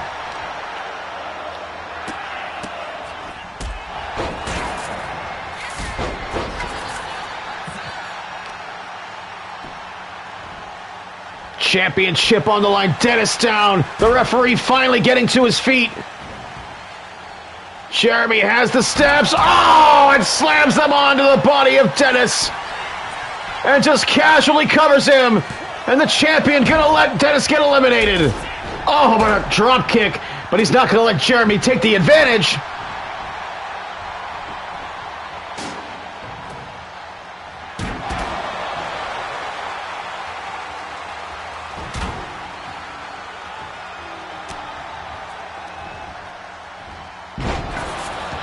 Full Nelson suplex for Dennis to take a hitman hard. Here comes Jeremy.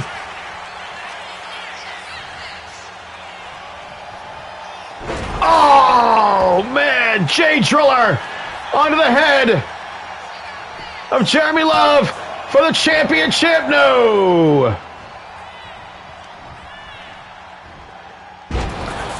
What a suplex right onto the back of the head of primetime Sean Sanders.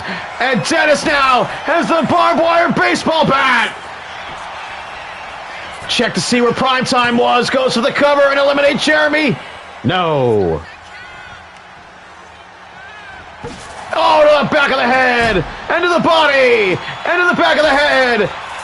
Jeremy fights through it, though. Pile driver for everyone to see. Drops him on his head. Primetime right there with the steps. Oh, and slams him on him for a second bite at the apple.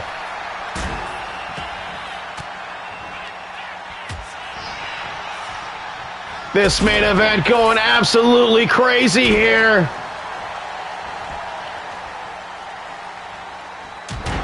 Uppercut by Dennis to take a hitman hard. Oh, slap in the face of the champion. That's not going to go over well. And now Dennis, ready to take the champion out. Oh, and he missed the kick. Primetime had it scouted. Jeremy still down. And a body block, Brandon Bones style.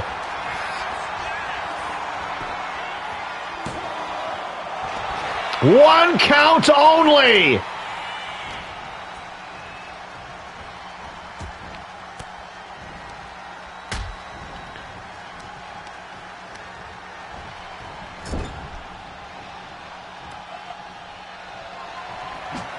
Oh, swing and a miss. Jeremy just got out of the way, but he didn't. He didn't get out of the way the second one. He took the barbed wire baseball bat to the chest and Dennis to the head as the trauma returns.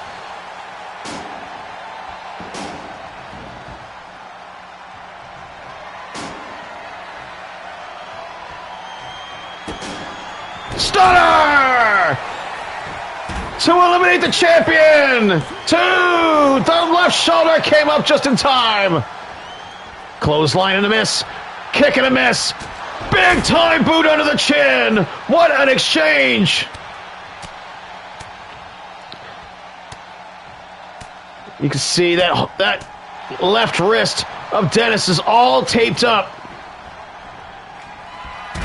Oh, Jeremy tried to get murdered there. Body block, Dennis down, shoulders down. Just in time. Primetime is shocked. Clotheslines his head off. Dennis, all forward momentum, all gas, no brakes.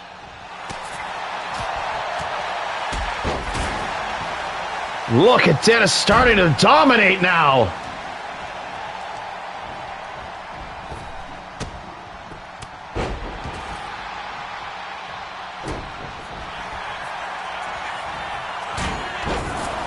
And the half and half suplex for the first elimination. Primetime kicks out at one.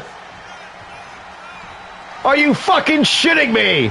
And Bones and Jeremy, the former tag team partners known as the Verse, arguing at ringside. Jeremy completely distracted. And Primetime doing his homework here, knowing that Dennis is so traumatized by the barbed wire bat.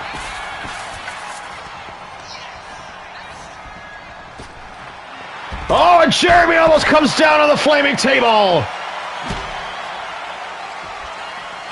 Oh, and the 2x4 with the nails in it.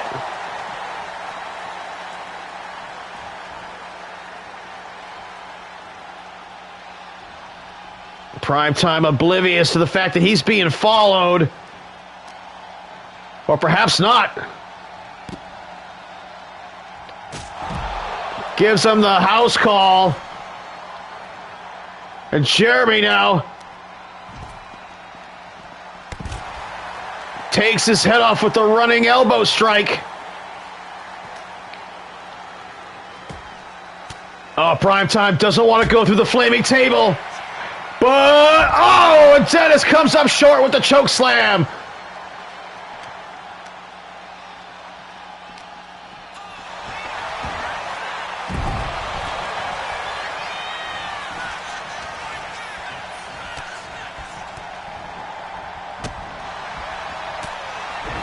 The kicks are flying.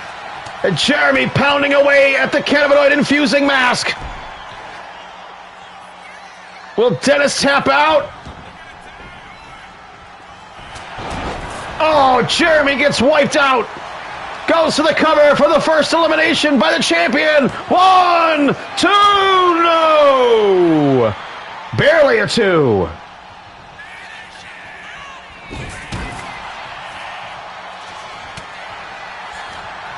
What a show this has been, folks, and this main event. Oh, into the padless turnbuckle. And Jeremy now with an opportunity to exploit Dennis. He's isolated. Dennis holds on. Here comes Primetime, ready to pick the bones. Over the top he goes, caught him with the knee. Stunner! Shoulders down to eliminate the champion! No! Holy shit! Oh, the nail board! Dennis ready for revenge! The champion avoids him and takes the kick. The barbed wire baseball bat. Oh, he decides to go give it to Jeremy right to the top of his haircut. And one for Dennis.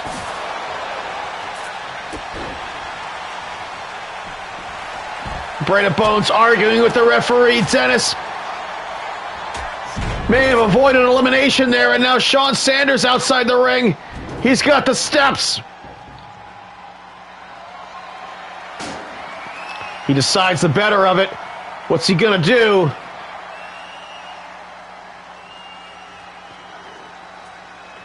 Jeremy down. I don't see Dennis anywhere. Oh, there he is. Primetime runs right up on him.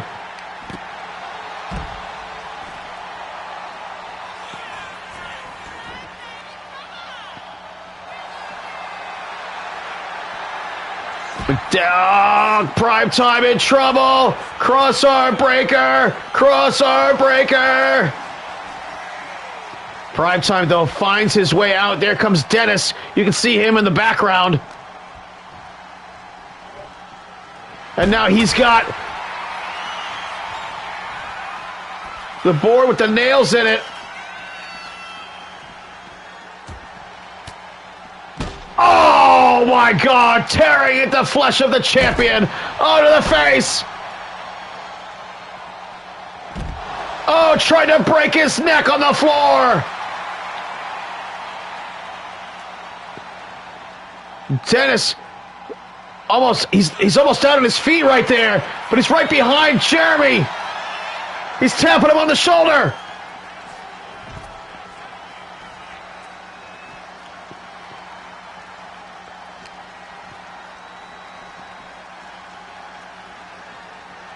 Oh, but both of them see that Primetime got to his feet. But Jeremy now, oh no. No, not the Styles Clash. Oh, on the board of nails. Oh, face first on the board of nails. Oh, Jeremy.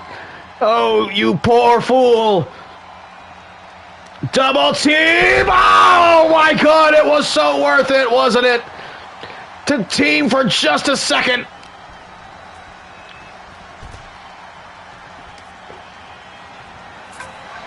Dennis has fucked that barbed wire baseball bat. He hates that shit.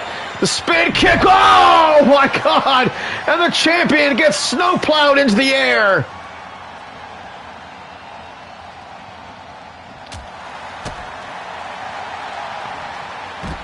Oh, the backdrop driver onto the floor. Takeshi Morishima style. Dennis now sweaty. He's looking at just out on their feet, both guys trying to pull it together.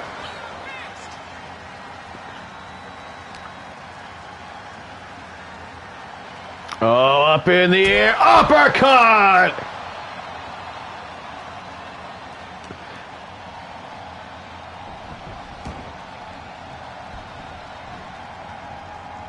And Brandon Bones and Jeremy stare at each other down.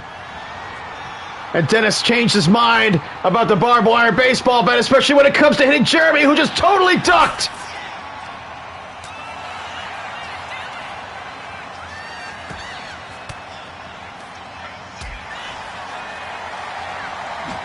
Oh, swinging a fucking... Oh, what a duck right there by Dennis. That's his weed sense working for him there.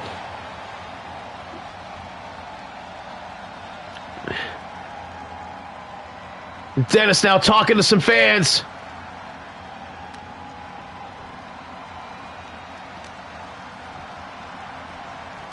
And Primetime face first, burned by the table.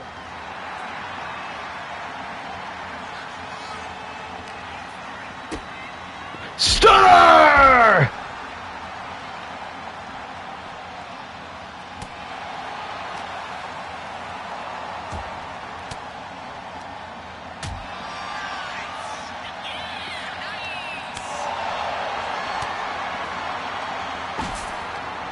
And the barbed wire baseball bat. Oh, power bomb! And Brandon Bones stepping in the way of Jeremy, using the barbed wire baseball bat, and the flaming table goes out finally. Oh, and the distraction right there works for prime time. 19 minutes plus into this thing and no eliminations. Oh, runs him right into the boss. And finally, the danger of that flaming table is gone. Even though Primetime got his face burned. Uh-oh. Oh, this time Primetime thrown into Brandon Bones. Dennis now thrown into Brandon Bones. Brandon Bones does a big weapon out there, and Dennis, oh, excuse me, Jeremy comes down on the nails again, where he came down in earlier with the face first on it. That was incredible.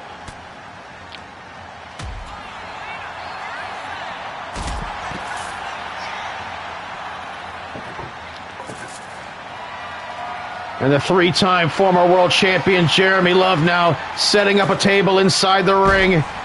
And now Dennis going to work with the 2x4 of nails.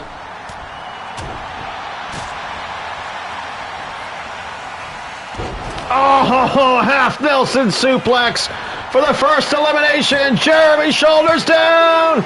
Kick out at 2. What a main event we are seeing. And Primetime, Sean Sanders smartly hanging back. Barbed wire baseball bat. Oh, and down goes Dennis. But Dennis has now been removed from the equation, and now Primetime is vulnerable for the elimination. The submission. No, Primetime holds on, and Jeremy can't make it happen. And there goes the bat. Primetime for the first elimination, turning it around, and Jeremy's done! The champion gets the first elimination. Double underhook. Jay Driller onto the cannabinoid-infusing mask. But Primetime should have probably gone for the pin right there. Or does he have something more dramatic in store for Dennis to take a hit, man hard, and Brandon Bones is feeling absolutely powerful here right now.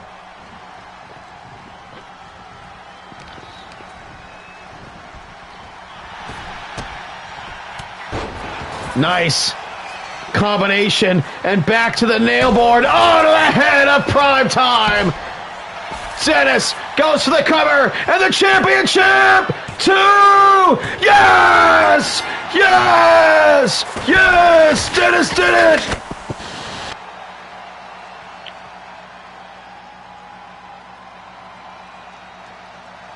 Can you believe it?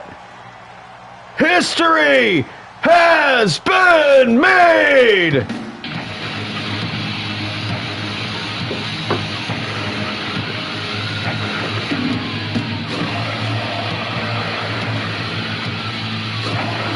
The long road back to the MVWF Championship for Dennis to take a hit, man heart. And he is now a 2-time World's Heavyweight Champion. Oh, look at this right here, right onto the board of nails. Absolutely sickening.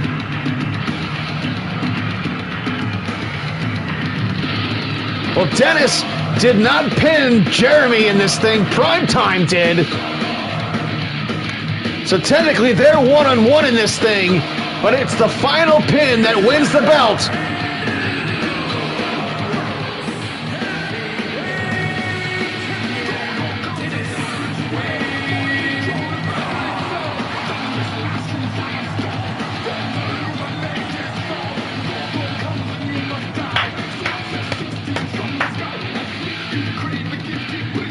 Primetime, I don't blame you. I mean, what a run you had with the belt. What, like 4 or 5 title defenses?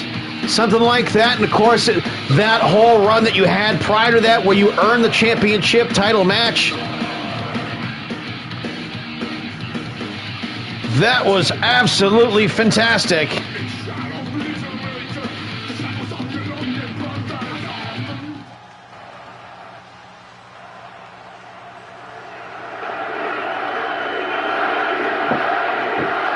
What an event, folks.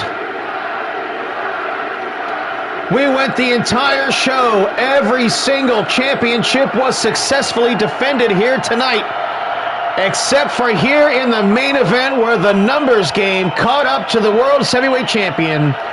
And now, Dennis, to take a hit Manhart from Cobra Kai, making history tonight and winning here at Ground Zero the MVWF World Heavyweight Championship. And the crowd here, you can't blame them, they love it.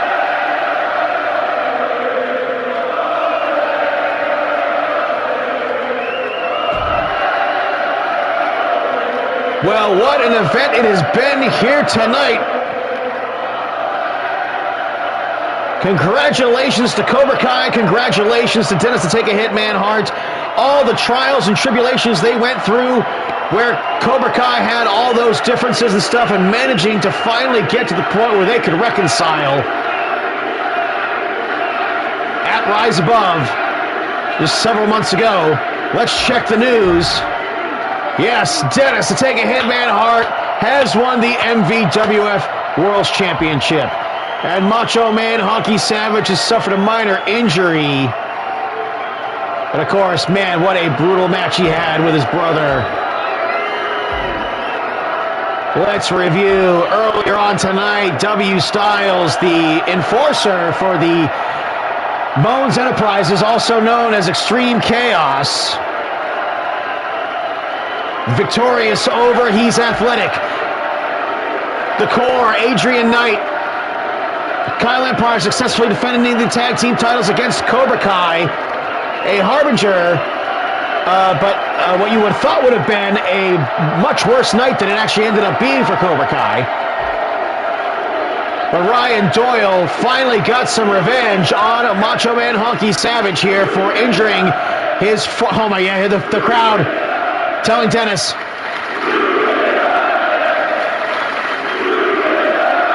What a reaction.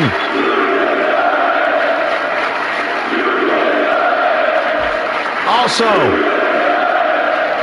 Dragon Hart Jr., the Chronic Avenger, battling 2-2 in a 25-minute Iron Man Cruiserweight Rules match. What a match that was. These two so evenly matched. What a comeback by Dragon Hart Jr. He basically scored the last victories there to tie it all up, to make it a draw. So you know there's got to be more coming between these two. Jesse Jackhammer. Let Kurt Maple have it. Big victory for him here tonight. Brooklyn Joker victorious over Braun Char in a battle of the Titans. And Too Cool Koito won himself a #1 contendership against the Skinny Wolf here. And now Too Cool Koito versus Dennis to take a hit Manhart will be our next main event here in the MVWF for the MVWF World Championship. And of course, Sensei, big, what a match these two had. A jacked and proud Enormous Genitals Kevin Welch showed up, trained for this championship title bout, but Sensei saving the karate for the end and used the Steve Perry press to win the victory here tonight. Wow, what a victory this was for him here tonight. Did Sensei have here against Kevin? I can't believe it. And of course, main event, an absolute chaotic brawl between these three right here. The 2x4 nail board, the barbed wire baseball bat. These guys let each other have it, and Dennis to take a hit Manhart after primetime Sean Sanders eliminated Jeremy Love.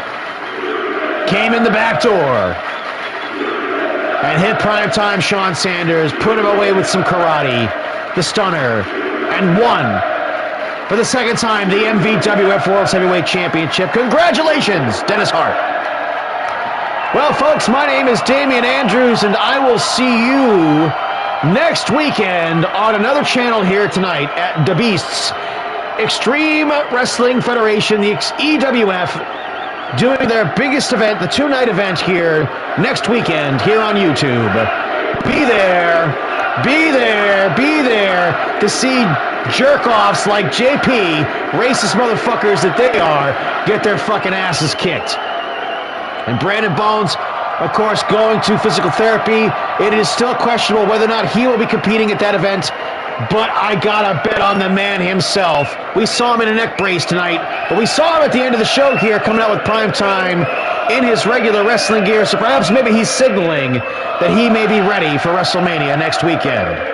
Well, folks, my name is Damian Andrews. Thank you for joining us tonight. What an event it has been.